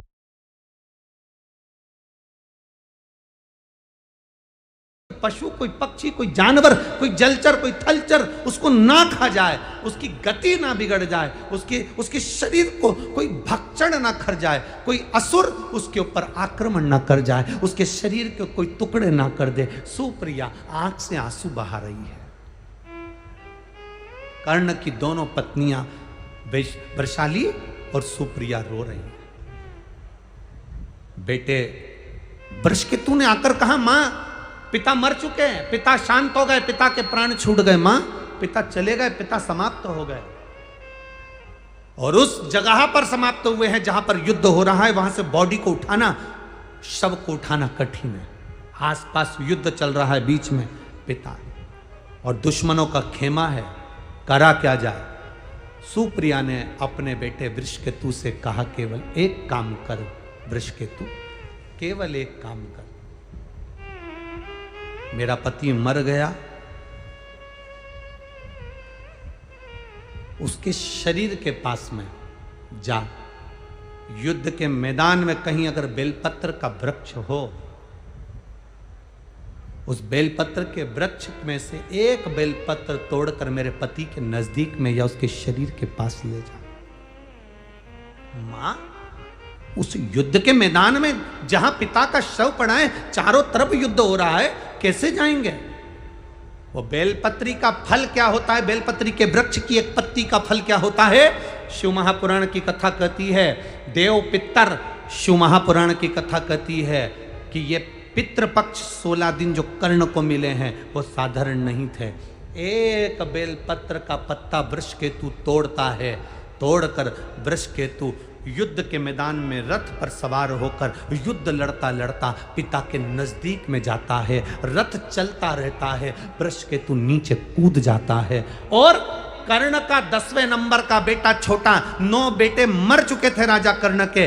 कर्ण स्वयं मर चुका था। एक बेलपत्र उठाकर वृषकेतु ने राजा कर्ण के नजदीक में, उसके पास में उस बेलपत्र को रख दिया। उस बेलपत्र को रखने का फल क्या हुआ वो देखिए कि कर्ण के प्राण छूटने के बाद कर्ण को मरा हुआ आधा घंटा निकल चुका था। बेलपत्र रखते से ही कर्ण के प्राण यमदूत बंदी बनाकर जो लेकर गए थे, तब चित्रगुप्त महाराज के सामने प्राण खड़े थे और चित्रगुप्त महाराज ने कहा, क्या चाहते हो कर्ण? कर्ण कहता है, मुझे भूख लग रही है। राजा चित्रगुप्त ने कहा, जाओ सोने की पुड़ी लाओ, चांदी की सब्जी लाओ, हीरे के गुलाब जामुन लाओ, पीतांबर की थाली लाओ, सोने की पुड़ी, भजिया, जलेबी, हीरे और पन्ने के दिए गए। तो कर्ण रोने लगा कि मैं ये कैसे खाऊंगा, मुझे अन्न तो दो। इतने में चित्रगुप्त महाराज ने कहा, तूने मृत्यु लोक में रहकर सबको सोना चांदी हीरा पन्ना दिया, पर कभी अन्न का दान नहीं करा, तो तुझे अन्न मिले तो मिले कैसे, प्राप्त कैसे हो, कैसे मिलेगा? राजा कर्ण ने कहा, अगर मैं भूखा रहूंगा तो अच्छी बात नहीं, आप कृपा कर दो। क्या कृपा? बस एक कृपा कर दो कि मुझे कुछ दिन पृथ्वी पर भेज दो, जिससे मैं ब्राह्मणों का भोजन या दीन जन का भोजन करा सकूं। अब तो तुम मर चुके हो, प्राण छूट चुके हैं, मर चुके हो, प्राण छूट चुके हैं। ये अब हो ही नहीं सकती, होनी अनहोनी तो ये तो हो गई जो होना था। इतने में राजा कर्ण ने कहा, मेरी धर्म पत्नी सुप्रिया शंकर की आराधना करती थी, उसका कोई फल नहीं होगा, उसका कोई फल नहीं। चित्रगुप्त महाराज ने कहा, उसका फल अगर होता तो थोड़ी देर में देवाधिदेव महादेव इस यमलोक के नजदीक में होते। शिव नहीं आए। चित्रगुप्त महाराज क्या देख रहे हैं कि सामने से वृषभ ध्वज वृषभ पर चढ़कर, नंदी पर चढ़कर मेरे देवाधिदेव महादेव सामने से आ रहे थे। चित्रगुप्त महाराज पहचान गए कि जरूर इसकी धर्म पत्नी का पुण्य इसके खाते में, धर्म पत्नी का पुण्य इसके खाते में आया है।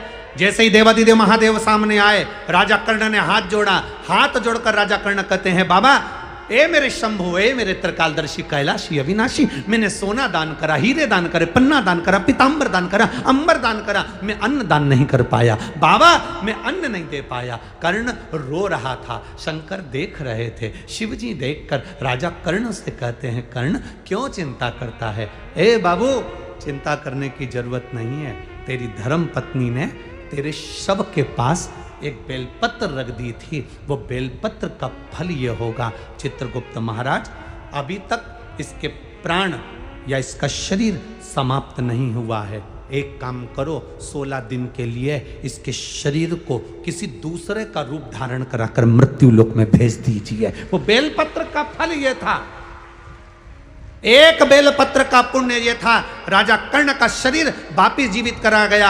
एक शरीर तो पड़ा रहा कर्ण का, और कर्ण दूसरा शरीर धारण कर कर संत ब्राह्मण वृंद जन, गरीब जन, दीन जन सबको भोजन कराते रहे। भोजन कराते कराते कराते कराते लाखों लोगों को कर्ण ने भोजन कराया।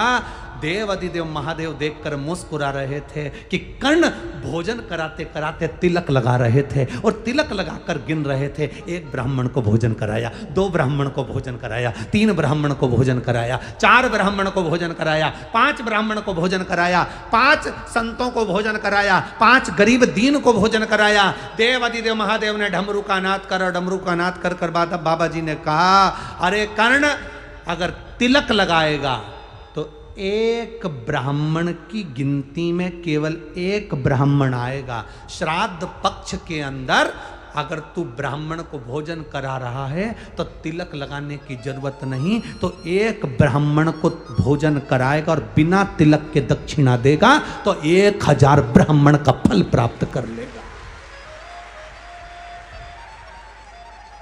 कितना सुंदर कहा, डाक तिथि पर भोजन कराओ तो तिलक कर कर दक्षिणा दो, पर अगर 16 श्राद्ध में मान लो चतुर्थी का श्राद्ध है, पंचमी का श्राद्ध है, द्वितीया का श्राद्ध है, तृतीया का श्राद्ध है, सप्तमी का श्राद्ध है, अष्टमी का श्राद्ध है, ब्राह्मण को बुलाया, साधु जन को बुलाया, गुरुजन को बुलाया, किसी को भोजन करने बुलाया, आपने दक्षिणा दी पर तिलक नहीं लगाया, तो ये मान लो पंचमी का श्राद्ध, पंचमी को तुमने कहा कि हमारे दादाजी शांत हुए थे, तुमको नहीं मालूम कि पंचमी पे और कोई भी गया होगा, तुम्हें उसका स्मरण नहीं है।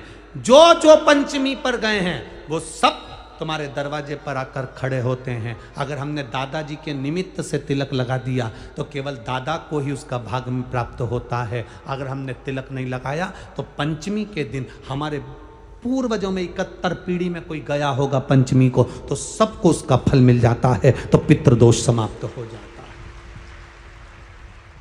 तिथि पर लगाओ, आप वैसे जिमा रहे हो 16 श्राद्ध के अलावा आप तिलक करो, दक्षिणा दो, मना ना। बाकी का श्राद्ध पक्ष में आप जितना बन सकता है उसको प्रेम से आनंद से करो सेवा,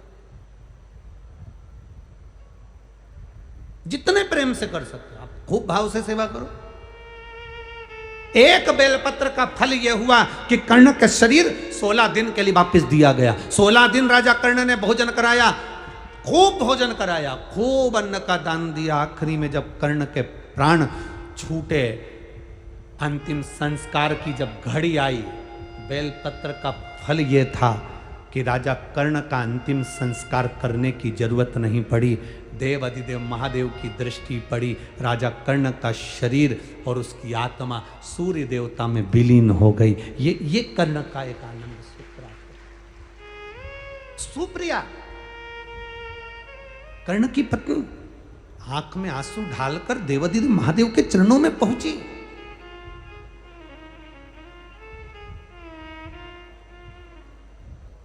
क्या मेरा पति नरकों का भोग भोग रहा?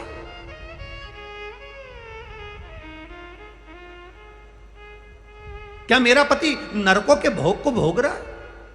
देव अधिदेव महादेव के मंदिर में जाते से सुप्रिया ने शंकर जी के मंदिर में जब बुआरी लगाई, झाड़ू लगाई, पोछा लगाया और वहीं पर पड़ी रहती, वहीं पर स्मरण करती। शंकर के दरवाजे की चौखट की चाकरी देती क्या है? पत्रों में ये एक पत्र भेजा, देखो एक बच्चा का पत्र आया है, वर्षा कमल सिंह राजपूत, मोबाइल नंबर ये है, स्थान सूरत गुजरात से हैं। मोनिल राजपूत अपने बेटे, मेरे जुड़मा 2 बच्चे हुए थे जिसमें से एक बच्चे की आंख की रोशनी और कान का सुनना बंद था, उसको मशीन फिट करवा दी थी कान के अंदर, शरीर के अंदर भी मशीन फिट करी, शरीर के बाहर भी मशीन फिट करी, जिसका हम फोटो लगाएं, तो भी उसको सुनाई नहीं देता था, आंख से दिखाई नहीं देता था। डॉक्टरों के हिसाब से तुम्हारा एक बेटा अच्छा रहेगा, दूसरा बेटा किसी काम का नहीं रहेगा। बड़ी दुखी होती थी। 8 साल का बेटा हो गया, बच्चे को दिखाई ना दे, सुनाई ना दे, करूं तो करूं क्या गुरुदेव? तब किसी ने कहा शिव जी के मंदिर में जाकर जल चढ़ाकर उस जल को ही कानों पर लगा दिया करो और उसकी आंखों में लगाया करो। डॉक्टरों ने 8 साल इलाज करा पर बच्चे की आंख और कान की आवाज वापिस नहीं आई। मशीन को कान के अंदर, मस्तिष्क को काट कर अंदर मशीन फिट करी, बाहर फिट करी, तो भी बच्चे को सुनाई नहीं दिया। तब आखिरी का साधन था, बरहानपुर में मेरा मायका है, मैं वहां पर गई, 7 दिन की कथा को श्रवण करा।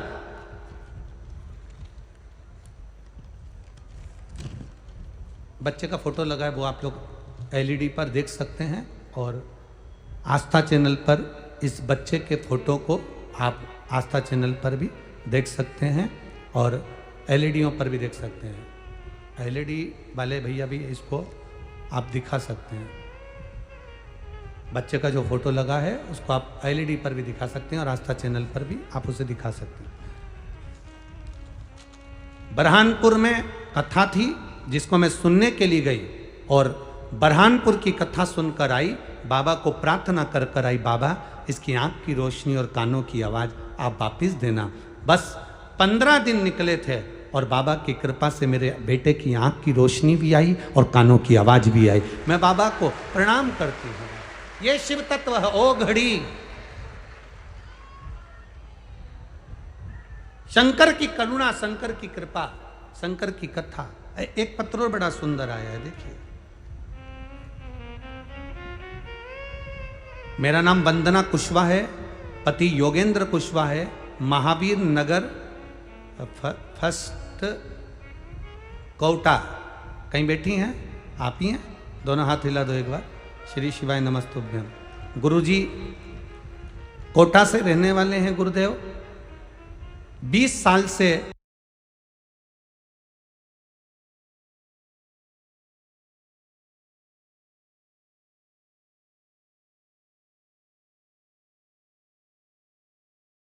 सोरेसिस की बीमारी थी गुरुजी। सोरेसिस की बीमारी एक ऐसी बीमारी है गुरुजी, डॉक्टर के हिसाब से ये मरते दम तक रहती है। शरीर की फुकड़ियाँ निकलती हैं, शरीर में से चर्म निकलती है, खाल निकलती रहती है, खुजालते रहते हैं, पर वो सोरेसिस की बीमारी कितनी भी इलाज करा लो नहीं जाती। 20 साल से ये बीमारी थी। 2019 से आपकी कथा सुनना प्रारंभ करी गुरुदेव। सारे डॉक्टरों का इलाज करवाया पर आराम नहीं लगा। बाबा की कृपा का मैं क्या गुणगान करूं। आप कहते हो मंदिर में जाओ, मंदिर की सफाई करो। मैंने मंदिर की सफाई करना प्रारंभ करा, झाड़ू पोछा करना प्रारंभ करा, मंदिर में शिव जी का श्रृंगार करना प्रारंभ करा, बाबा को चढ़ा हुआ जल शरीर पर छींटना प्रारंभ करा। गुरुदेव, जो बीमारी 20 साल से ठीक नहीं हुई, बाबा की कृपा से अब मैं बिल्कुल ठीक हो चुकी हूँ, इसलिए बाबा को प्रणाम करने आई। मेरा शरीर बाबा ने अच्छा कर दिया। अब मेरे शरीर में सोरेसिस नहीं रही गुरुजी। मैं खुद कथा के पंडाल में इस शरीर को लेकर आई हूँ, दिखा सकती हूँ। ठीक हो बाबू? दोनों हाथ ऊपर कर दो एक बार। हर हर महादेव। श्री शिवाय। एक पत्र बड़ा सुंदर आया है, वो भी देख लीजिए। सुषमा यादव कोटा राजस्थान से, कहीं बैठी हो तो हाथ हिला सकती हैं। सुषमा यादव कोटा राजस्थान की रहने वाली हूँ। मेरा पता है गोपाल मील की चाली, रंगपुर रोड, कोटा। ठीक है? हाँ, कहीं बैठी हैं क्या? कहीं बैठी हो तो हाथ हिला सकती हैं। अच्छा, इधर बैठी हैं क्या? कहाँ बैठी हैं? हाँ, हिला दो हाथ जी। ठीक है, हाँ बाउंड्री पे हैं। ठीक है, हाथ हिला दो वहीं से। ठीक है, दिख गए हो। गुरुजी, मैं सुषमा यादव कोटा राजस्थान की रहने वाली हूँ। मेरा पता गोपाल मील की गली, गोपाल मील की चाली, रंगपुर रोड, कोटा है। मेरा मोबाइल नंबर ये है। मेरा बेटे का फोटो लगा रही हूँ गुरुजी। एक लोटे जल का मैं क्या वर्णन करूं गुरुदेव। मेरा बेटा प्रदीप यादव 2014 से सरकारी नौकरी की तैयारी कर रहा था, पर उसकी नौकरी नहीं लग पा रही थी। 1 नंबर 2 नंबर से रह जाता था। बेटा हार चुका। आखिरी में उसने कह दिया, माँ अब एक भी एग्ज़ाम नहीं दूंगा क्योंकि मैं पास नहीं होता। मैंने बेटे से कहा तू चिंता मत कर, 2014 से अगर तू प्रैक्टिस कर रहा है, इतना प्रयास कर रहा है, वो सीहोर वाला महाराज जिसकी कथा मैंने सुनना चालू करी है अभी 2021 से, तो वो कहता है एक बार दिल से कथा सुनो, शंकर के मंदिर जाना चालू करो, बाबा सुनता जरूर है। मेरे बेटे से मैंने शिव मंदिर में जाने को कहा, 1 लोटा जल चढ़ाने को कहा। बाबा की कृपा का मैं क्या गुणगान करूं गुरुदेव। बेटा जाता था, मंदिर में जो बेकार दिए रखे रहते थे उनको उठाकर साइड में रख देता था। मंदिर पे चौखट पर गाय गोबर करके चली जाती थी तो बेटा पानी डालकर साफ कर देता था। गुरुजी, मैं क्या वर्णन करूं। मेरे बेटे ने 2021 से बाबा के चरणों की सेवा चालू करी। अमृतसर पंजाब में रेलवे की नौकरी 2023 में उसकी लग गई है। मैं बाबा को यहाँ प्रणाम करने के लिए आया। बेटे का फोटो भी लगाया है जिसके बेटे की नौकरी लगी। बधाई आपको बाबू, बहुत बहुत। दोनों हाथ हिला दो एक बार। श्री शिवाय नमस्ते। ये शंकर औघड़ी है, त्रिकालदर्शी, कैलाशी, अविनाशी। हम तो कहेंगे ये कथा संदीप जी शर्मा विधायक जी अगर करवाए हैं तो कहीं ना कहीं कोटा वालों पर, मथुराधीश की, द्वारकाधीश की और भगवान देवाधिदेव महादेव की कृपा हुई है। ये कथा यहाँ ये बहुत बहुत साधुवाद है संदीप जी शर्मा जी आपको कि पितृपक्ष में कोटा की धरा पर आप इस कथा को लेकर आए हो, इसके लिए साधुवाद है। और मेरी माताओं, मेरी जीजियों, मेरे भाई और मेरे जीजाओं, जितने बैठे हो, सावधानी से सुनना। बहुत थोड़े समय की कथा है, जितनी ले सकते हो जिंदगी में लो। बिना बात विवाद के आप इस कथा को ग्रहण करो। हो सकता है हमारी बात का आपको बुरा लगे, पर देखो, इंजेक्शन मार, छोटे से बच्चे को इंजेक्शन लगवाती है तो माँ का दिल दुखता है। छोटा सा है, सिस्टर आराम से लगाना, डॉक्टर आराम से लगाना, छोटा सा है। पर सिस्टर डॉक्टर जानते हैं अगर इंजेक्शन सही से नहीं लगाऊंगी तो कहीं इसको पोलियो ना हो जाए, कहीं इसका शरीर बेकार ना हो जाए, कहीं से चेचक की बीमारी ना हो जाए। सिस्टर उसको गोद गोद के लगाती है, जिससे ये बच्चा बाद तक, आखिरी तक अच्छा लगे। हमारी बात का बुरा लगे तो ये समझना भोलेनाथ जी इंजेक्शन जरा गोद गोद के लगा रहे हैं, इसलिए थोड़ा सा लग रहा है। तुम्हारी जिंदगी संवर जाए। तुम्हारा जीवन बड़ी मुश्किल से तो कोटा में आना हुआ, और कोटा मिली है कथा तो ले लो, जितना ले सकते हो बटोर लो इसको, जितना ले सकते। खाली न जाता कोई दर से तुम्हारे, मैं भी खड़ी हूँ नन्ही बाहें, अपने हृदय से लगा लो, लगा लो, गिरा जा रहा हूँ, उठा लो।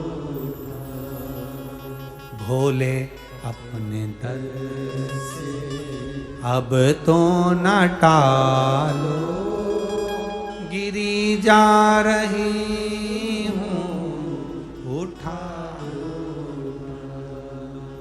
शिव कथा कर रही है। अब इनने कोई बेल तो बांधी नहीं, भभूति तो लगाई नहीं, नरियल मरियल तो कहीं बांध के आए नहीं। केवल शिव मंदिर में जाना है, एक लोटा जल दिखावे से नहीं, विश्वास से चढ़ाना।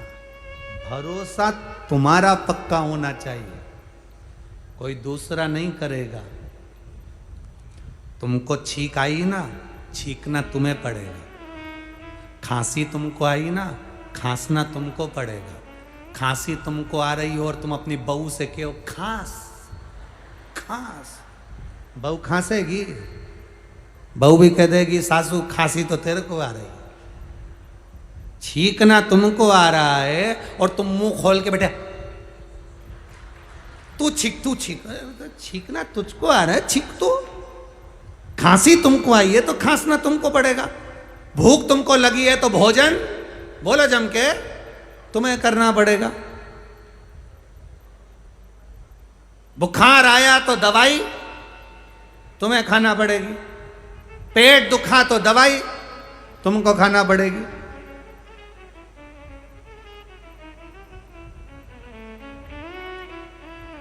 कर्म तुम्हारे बेकार हैं, उसको कोई दूसरा नहीं काटेगा। शंकर के मंदिर जाकर अपने कर्म को काटना तुमको पड़ेगा, कोई दूसरा नहीं काटना, कोई नहीं काटेगा। मत बुरे कर्म कर बंदे, वरना पछताएगा। भगवान की आंखों से तू बच नहीं पाएगा, तू बच नहीं।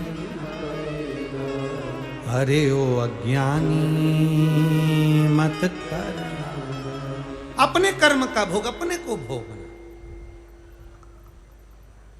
सुप्रिया शंकर की आराधना में लगी रहती थी, शिव की स्तुति में।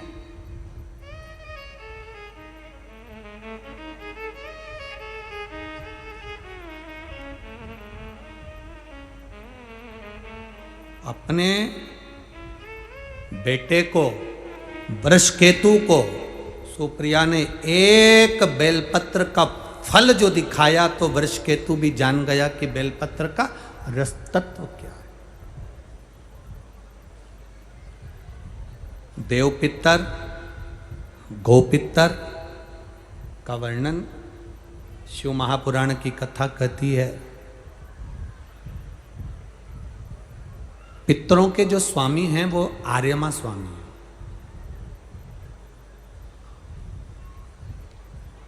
आर्यमा देव पितर किसको कहते हैं?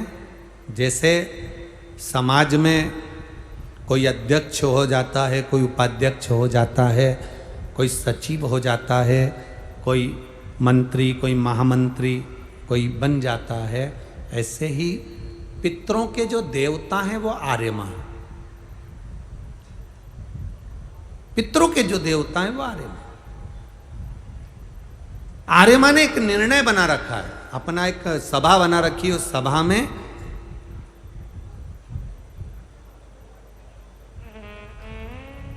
जो जीव अच्छा कर्म कर कर जाता है उसको एक पद पर प्रतिष्ठित कर दिया जाता है, जिसको देव पितर कहते हैं। देव पितर का काम क्या है? कोई तुमसे पूछे कि पितर और देव पितर में अंतर क्या है, पितर और देव पितर में अंतर क्या आता है, देव पितर का कार्य क्या है?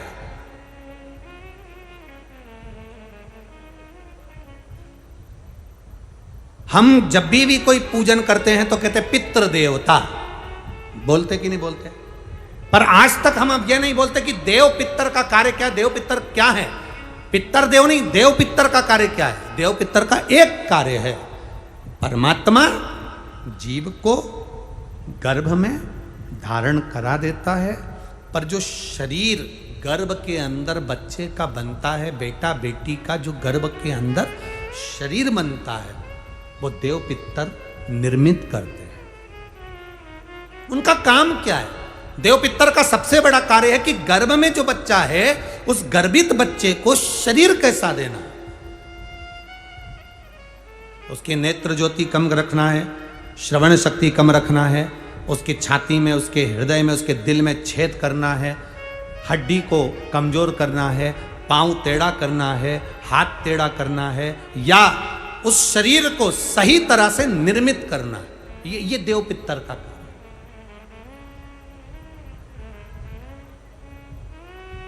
ये देव पितर का काम।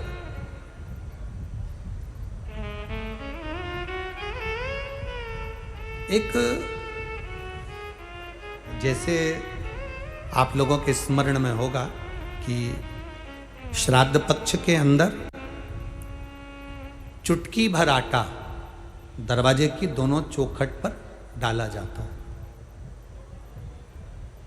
किसी किसी के यहाँ दरवाजे पर आटे से रंगोली बनाई जाती है।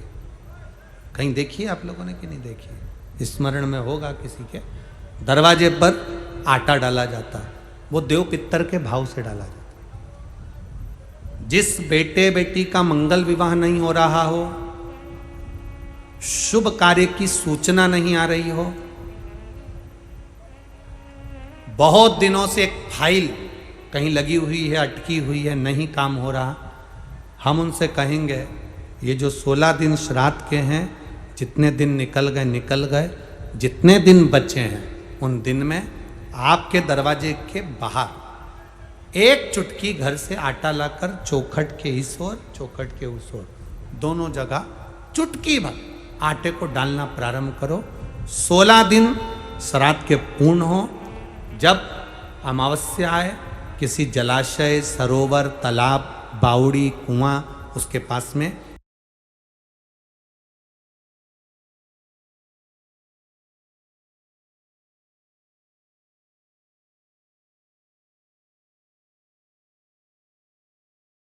घी का दिया लगाकर आना, बाबा से प्रार्थना कर कर आना।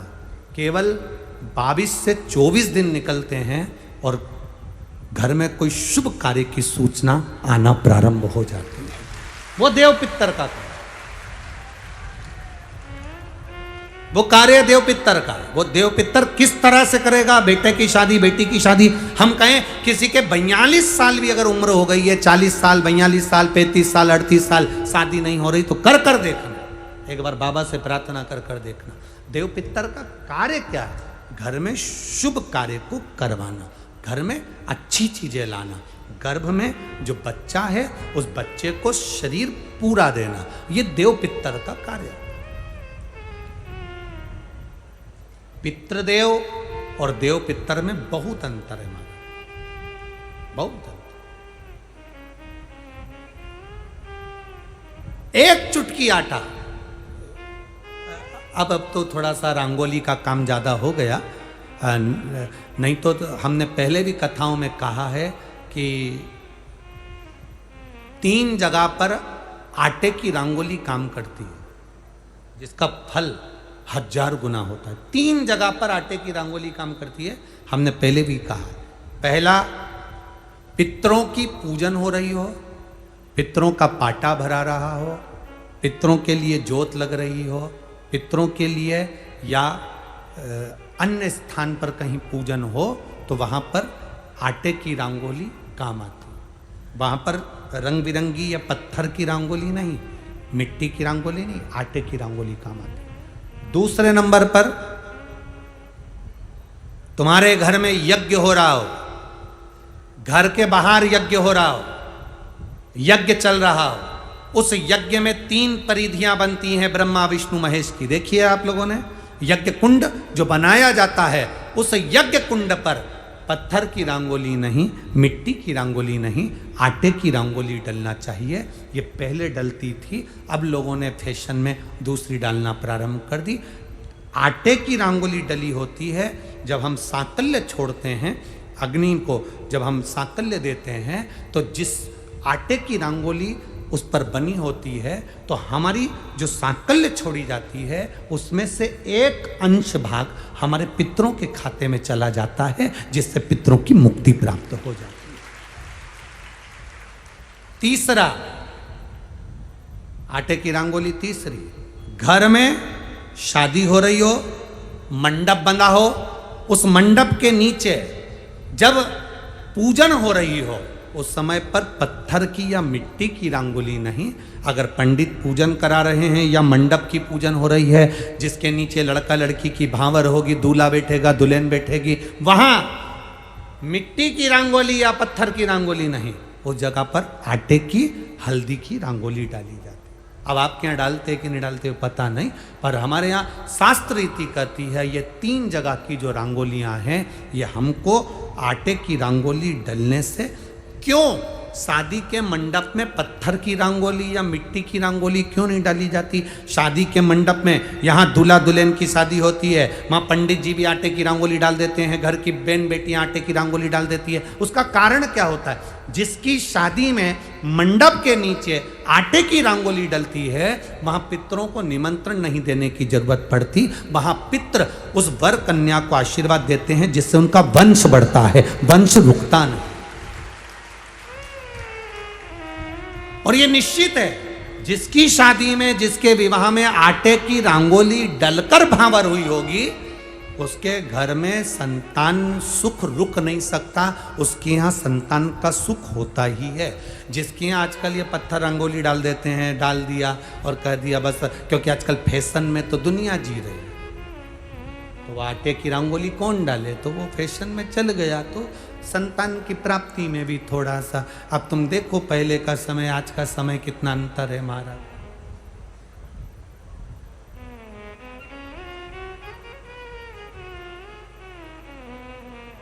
पहले के समय में संतान का सुख शादी के 1-2 साल में प्राप्त हो जाता था। आज के समय में संतान का सुख जब तक डॉक्टर के यहाँ दोनों जांच नहीं करा कर जाए, दिखा कर नहीं आ जाए। सब लोग कह रहे हैं डॉक्टर साहब जरा देखो संतान, डॉक्टर साहब बोले जांच करना पड़ेगी, बहू की भी जांच हुई, बेटे की भी जांच हुई, सब अच्छा है, उसके बाद भी संतान का सुख नहीं, उसके बाद भी संतान की प्राप्ति नहीं। शिव तत्व को जानिए। शिव महापुराण की कथा कहती है 3 जगह आटे की रंगोली की मूलता है। बोलेंगे आप लोग, पहला स्थान दरवाजे की चौखट, दूसरा स्थान बोलते जाओ जल्दी यज्ञ कुंड, तीसरा स्थान शादी का मंडप, जहां पर भले चुटकी भर आटे की रंगोली बने पर वो जरूरी है। 3 स्थान आटे की रंगोली के अंदर। ये उसी तरह है जैसे तुम्हारे दरवाजे पर तुम मोती की बंदरवाल लगा लो, चमकदार बंदरवाल लगा लो, हाथ से बनी हुई बंदरवाल लगा लो, पर जब तक तुम आम के पत्ते की बंदरवाल नहीं लगाते तब तक घर में लक्ष्मी का प्रवेश नहीं होता है।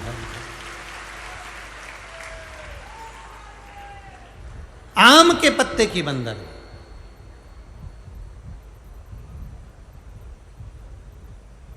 कहा गुरुजी आम के पत्ते की क्यों?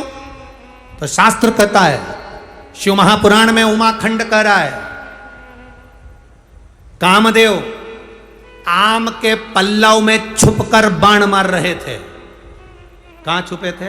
आम के पल्लव में, आम के पत्तों में छुपकर कामदेव बाण चला रहे।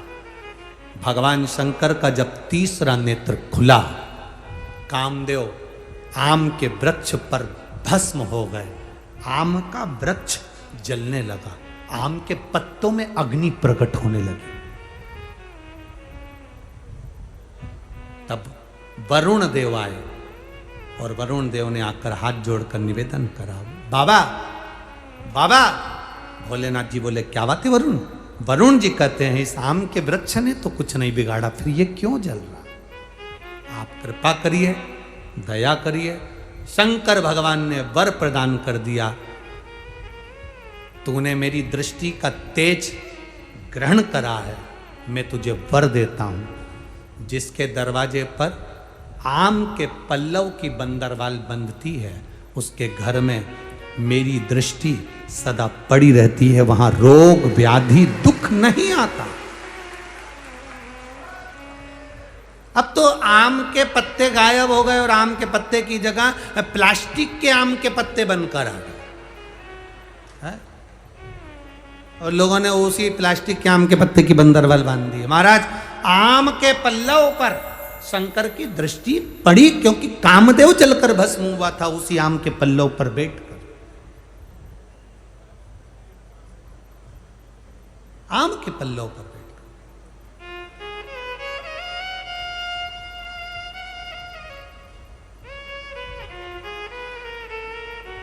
महाराज शिव कथा कर रही है, भगवान शंकर का संवाद कर रहा है, भगवान शंकर का स्मरण कर रहा है। जब सुप्रिया ने अपने पुत्र से कहा, वृषकेतु से कहा कि शिव भक्ति से भगवान शंकर को 1 लोटा जल जब हम पितृपक्ष में भी समर्पित करते हैं तो हमारे पूर्वजों को वो जल प्राप्त होता है।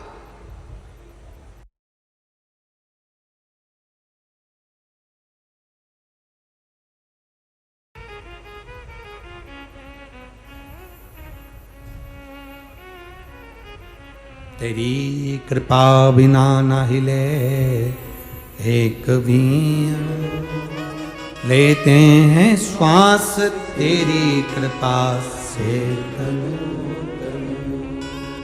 बखान क्या करूं मैं राखों के ढेर का, चपटी भभूत में खजाना।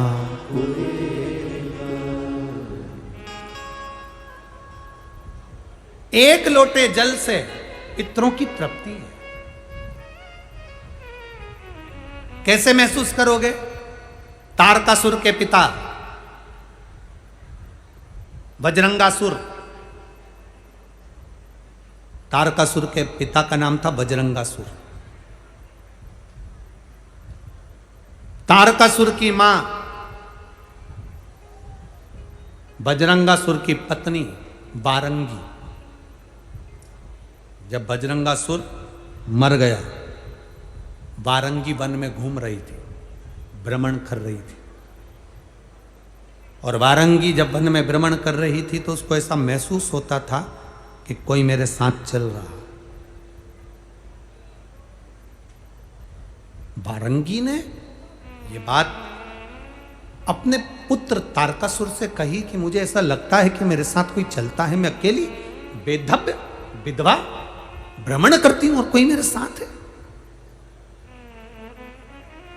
तारकासुर ने कहा, मां आप चिंता मत करो, अब की बार तुम वन में अगर विचरण करने के लिए जाओगी, वन में अगर घूमने के लिए जाओगी तो तुम्हारा पुत्र तारकासुर तुम्हारे साथ जाएगा। वारंगी ने कहा ठीक है।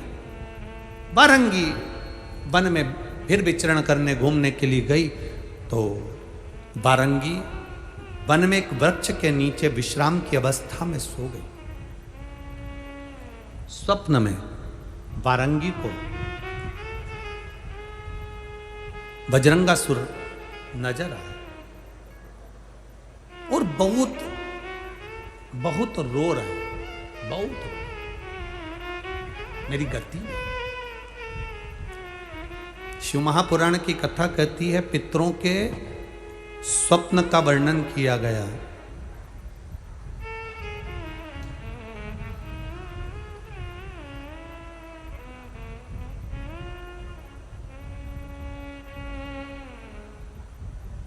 शिव महापुराण में पितृ मरे हुए व्यक्ति जो चला गया वो व्यक्ति तुम्हें रोता हुआ नजर आ रहा है तो समझ लेना कि घर में कोई व्याधि, कोई तकलीफ, कोई कष्ट आने वाला है। पितृ अगर रोते दिख रहे हैं तो व्याधि, कष्ट आने वाला है।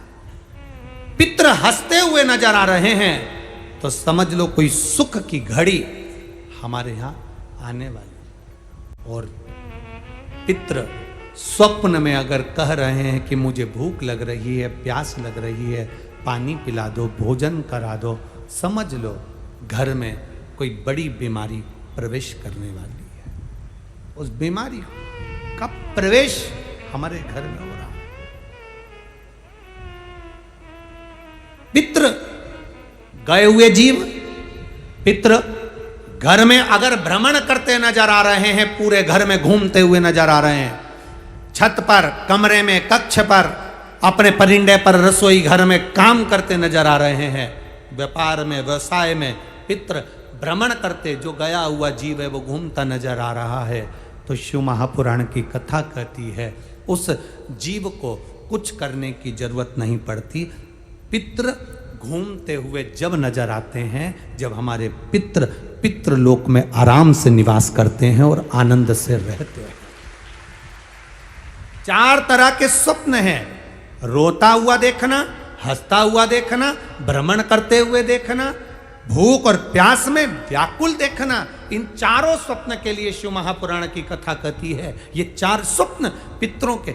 आप में से ऐसा नहीं कि कोई के सपने में नहीं आते। किसी को लगता है मेरे पीछे कोई आ रहा है, रात को एकदम सो रहे हो और सोते सोते भरचक नींद में सो रहे हो और एकदम तुम्हारी नींद झपट कर कोई स्वप्न देखते देखते या अचानक एकदम चटकार खुल जाए, समझ लेना कि कोई पितृ की कृपा आप पर हुई है, कोई अनहोनी होने वाली थी, इसलिए उसने जगा दिया, जगा कर तुमको चेता दिया। ये पितृ कृपा से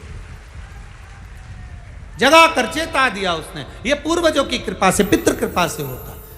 शिव महापुराण की कथा कहती है मान लो अगर ये 4 स्वप्न, जैसे वारंगी कह रही है तारकासुर से, पुत्र तारकासुर मुझे ये स्वप्न नजर आ रहा है, मैंने स्वप्न में पिता को रोते हुए जाना है, मैंने तुम्हारे पितरों को रोते हुए जाना है। तारकासुर कहते हैं माँ तू चिंता मत कर, अब तो मैं पूरे जितने लोक हैं, देवलोक, असुर लोक, दानव लोक, जितने भी लोक हैं, इंद्र लोक, बैकुंठ लोक, सबको मैं जीत लूंगा, अपना बना लूंगा। मेरे पिता की अगर गति नहीं हुई तो मैं किसी देवता की गति नहीं होने दूंगा। तब असुर तारकासुर को क्रोध आ गया। तारकासुर ने चारों तरफ आक्रमण करना प्रारंभ कर दिया। इंद्रलोक अपना बना लिया, देवलोक अपना बना लिया, पितृलोक, सारे लोकों पर तारकासुर ने अपना आधिपत्य स्थापित कर लिया। सारे लोकों पर आधिपत्य अपना कर। अब सभी लोक पर जब तारकासुर ने अपना आधिपत्य स्थापित कर लिया, तब आखिरी में तारकासुर एक ऋषिवर यज्ञ कर रहे थे। वारंगी के कहने पर तारकासुर उस ऋषि के पास चले गए।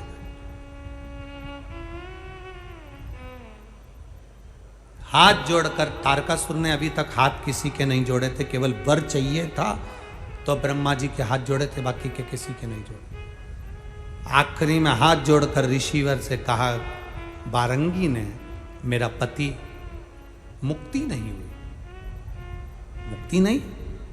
तो कहा, ऋषिवर बोले कि एक काम करो कि पितरों के निमित्तार्थ भोजन की व्यवस्था किसी दीन को, किसी गरीब को, किसी दुखी को, किसी ब्राह्मण जनादि को करो।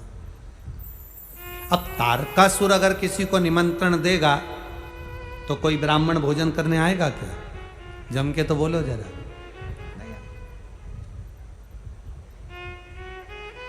कहीं का डाकू जैसा स्वभाव वाला व्यक्ति किसी को खाना खाने बुला ले, ए महाराज, कल हमारे दादाजी मर गए थे, उनका भोजन है, सीधी तरीके से आ जाना। अब पंडित जी तो आधे तो बेचारे ऊपर से नीचे तक गीले हो गए, क्या भोजन करने जाएं? जब डरा कर बुलाया जाए, ए महाराज, कल हमारे दादाजी मर गए थे, उनका भोजन है, तुम आ जाना सीधी तरीके से। और बोला भी ऐसा कि सीधी तरीके से आ जाना। अब घर पे जाकर पंडित जी को बुखार आ गया। पत्नी ने पूछा, हुआ क्या? क्या हुआ? उसने बुलाया है। एक तो बोलता गंदा, ऊपर से अगर जरा सी भी गलती हो जाए तो मारने काटने दौड़ता। पत्नी बोली, तुम चिंता मत करो। और कंजूसड़ा इतना कि 1 रुपया तो छाती से छूट जाए, दूसरे का उठा के लिया आता। अब दुख इतना हो रहा है कि हम खाना खाने गए और हमारी धोती और कुर्ता भी ले लिया। तो पंडितायन ने कहा, तुम चिंता मत करो, तुम तो भोजन करने जाओ। चले जाऊं? हाँ।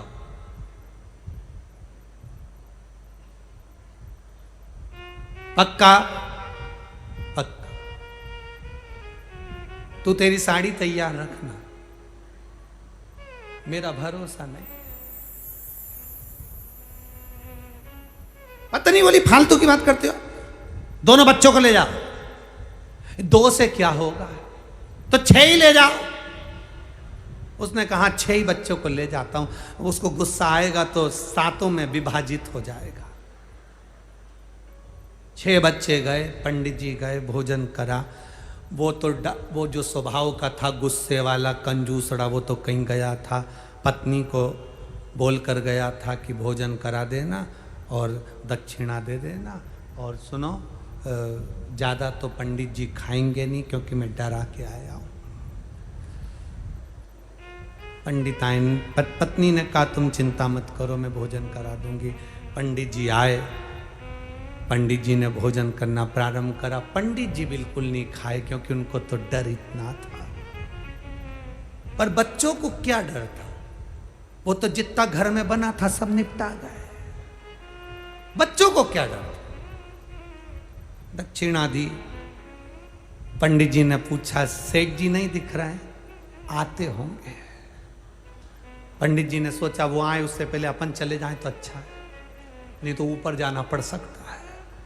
बच्चों ने इतना खाया है, बच्चे इतने समझदार थे, उन्होंने अपनी मम्मी के लिए भी पूरन पोली, मालपुआ, पूड़ी सब जेब में भर ली थी, ले गए। सेठ जी आ गए, बहुत गुस्सेला था। आते से पूछा, पंडित जी खा गए? हाँ। ला रोटी ला मेरे लिए। पत्नी बोली, कुछ नहीं बचा। कहां गया? वो पंडित तो कम खाता, मैं डरा के इतना आया था। उसने तो बेचारे ने डर के मारे पसीना बह रहा था, 2 रोटी खाई, पर उसके साथ में 6 आए थे, पूरा खा गए। इतने में पति तो उड़ देखा ना पूर, उठाई बंदूक, पंडित के घर दौड़ा। पति ने जाकर कहा पत्नी से, बहुत गंदा आदमी आता होगा। पत्नी बोली, तुम टेंशन मत लो, तुम तो खा के आ गए ना, पलंग पे सो, चद्दर ओढ़ो, बाकी के मैं निपट लूंगी, तुम सो। आते से उसने, पंडित पंडित, जो दरवाजा बजाया, पत्नी रोती हुई बाहर आई, आग लग जा, ना जाने मेरे पति को क्या खिलाया था, खा के मर गया, खाते से ही मर गया, तेरे यहीं से खा के आया था। और पत्नी ने उसके कपड़े पकड़े और उसको थाने ले जाने लगी। इतने में उसने तुरंत कहा, जी जी तेरे हाथ जोड़ो, जेब में से कमाई करके लाया था 50,000 रुपए, ये रख ले, किसी से मत कहना, फिर पाव पड़ो तो किसी से मत कहना। इतने में पत्नी रोती हुई, चले जा मेरे घर से। उसने बंदूक जेब में रखी, चुपचाप अपने घर चले गया। पत्नी ने अपने पति से कहा, उठ जा, उठ जा, उठो। इसीलिए हमारे यहाँ नियम है, पंडित जी से पंडिताइन बहुत तेज होती है।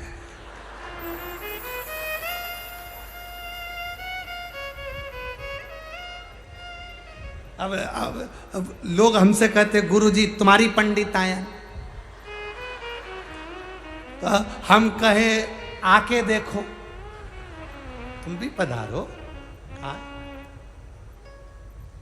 जानना, अब तारकासुर जैसा असुर अगर भोजन करने बुला है, तारकासुर जैसा असुर अगर किसी को भोजन करने बुलाएगा तो कोई आएगा क्या? जरा बोलो तो जम के रे कोटा वालों, कोई पहुंचेगा? तारकासुर जैसा असुर अगर भोजन करने बुलाए तो कौन आए?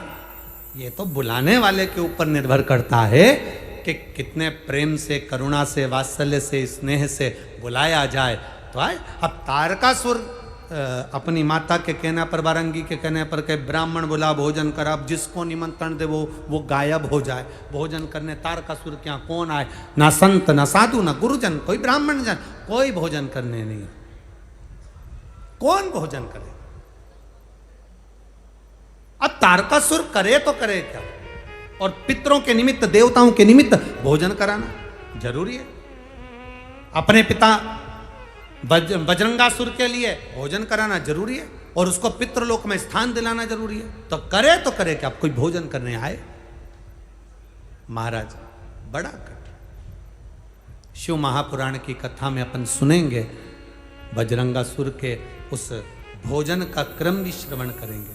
इधर चरित्र आता है, बिंदुक नाम का ब्राह्मण भी जैसे जल में डूब कर मर जाता है तो उसकी गति नहीं होती, तो उसकी पत्नी चंचुला देवी कथा श्रवण कर अपने पति को मोक्ष प्रदान कर देती है। चंचुला मुक्ति दे देती। अब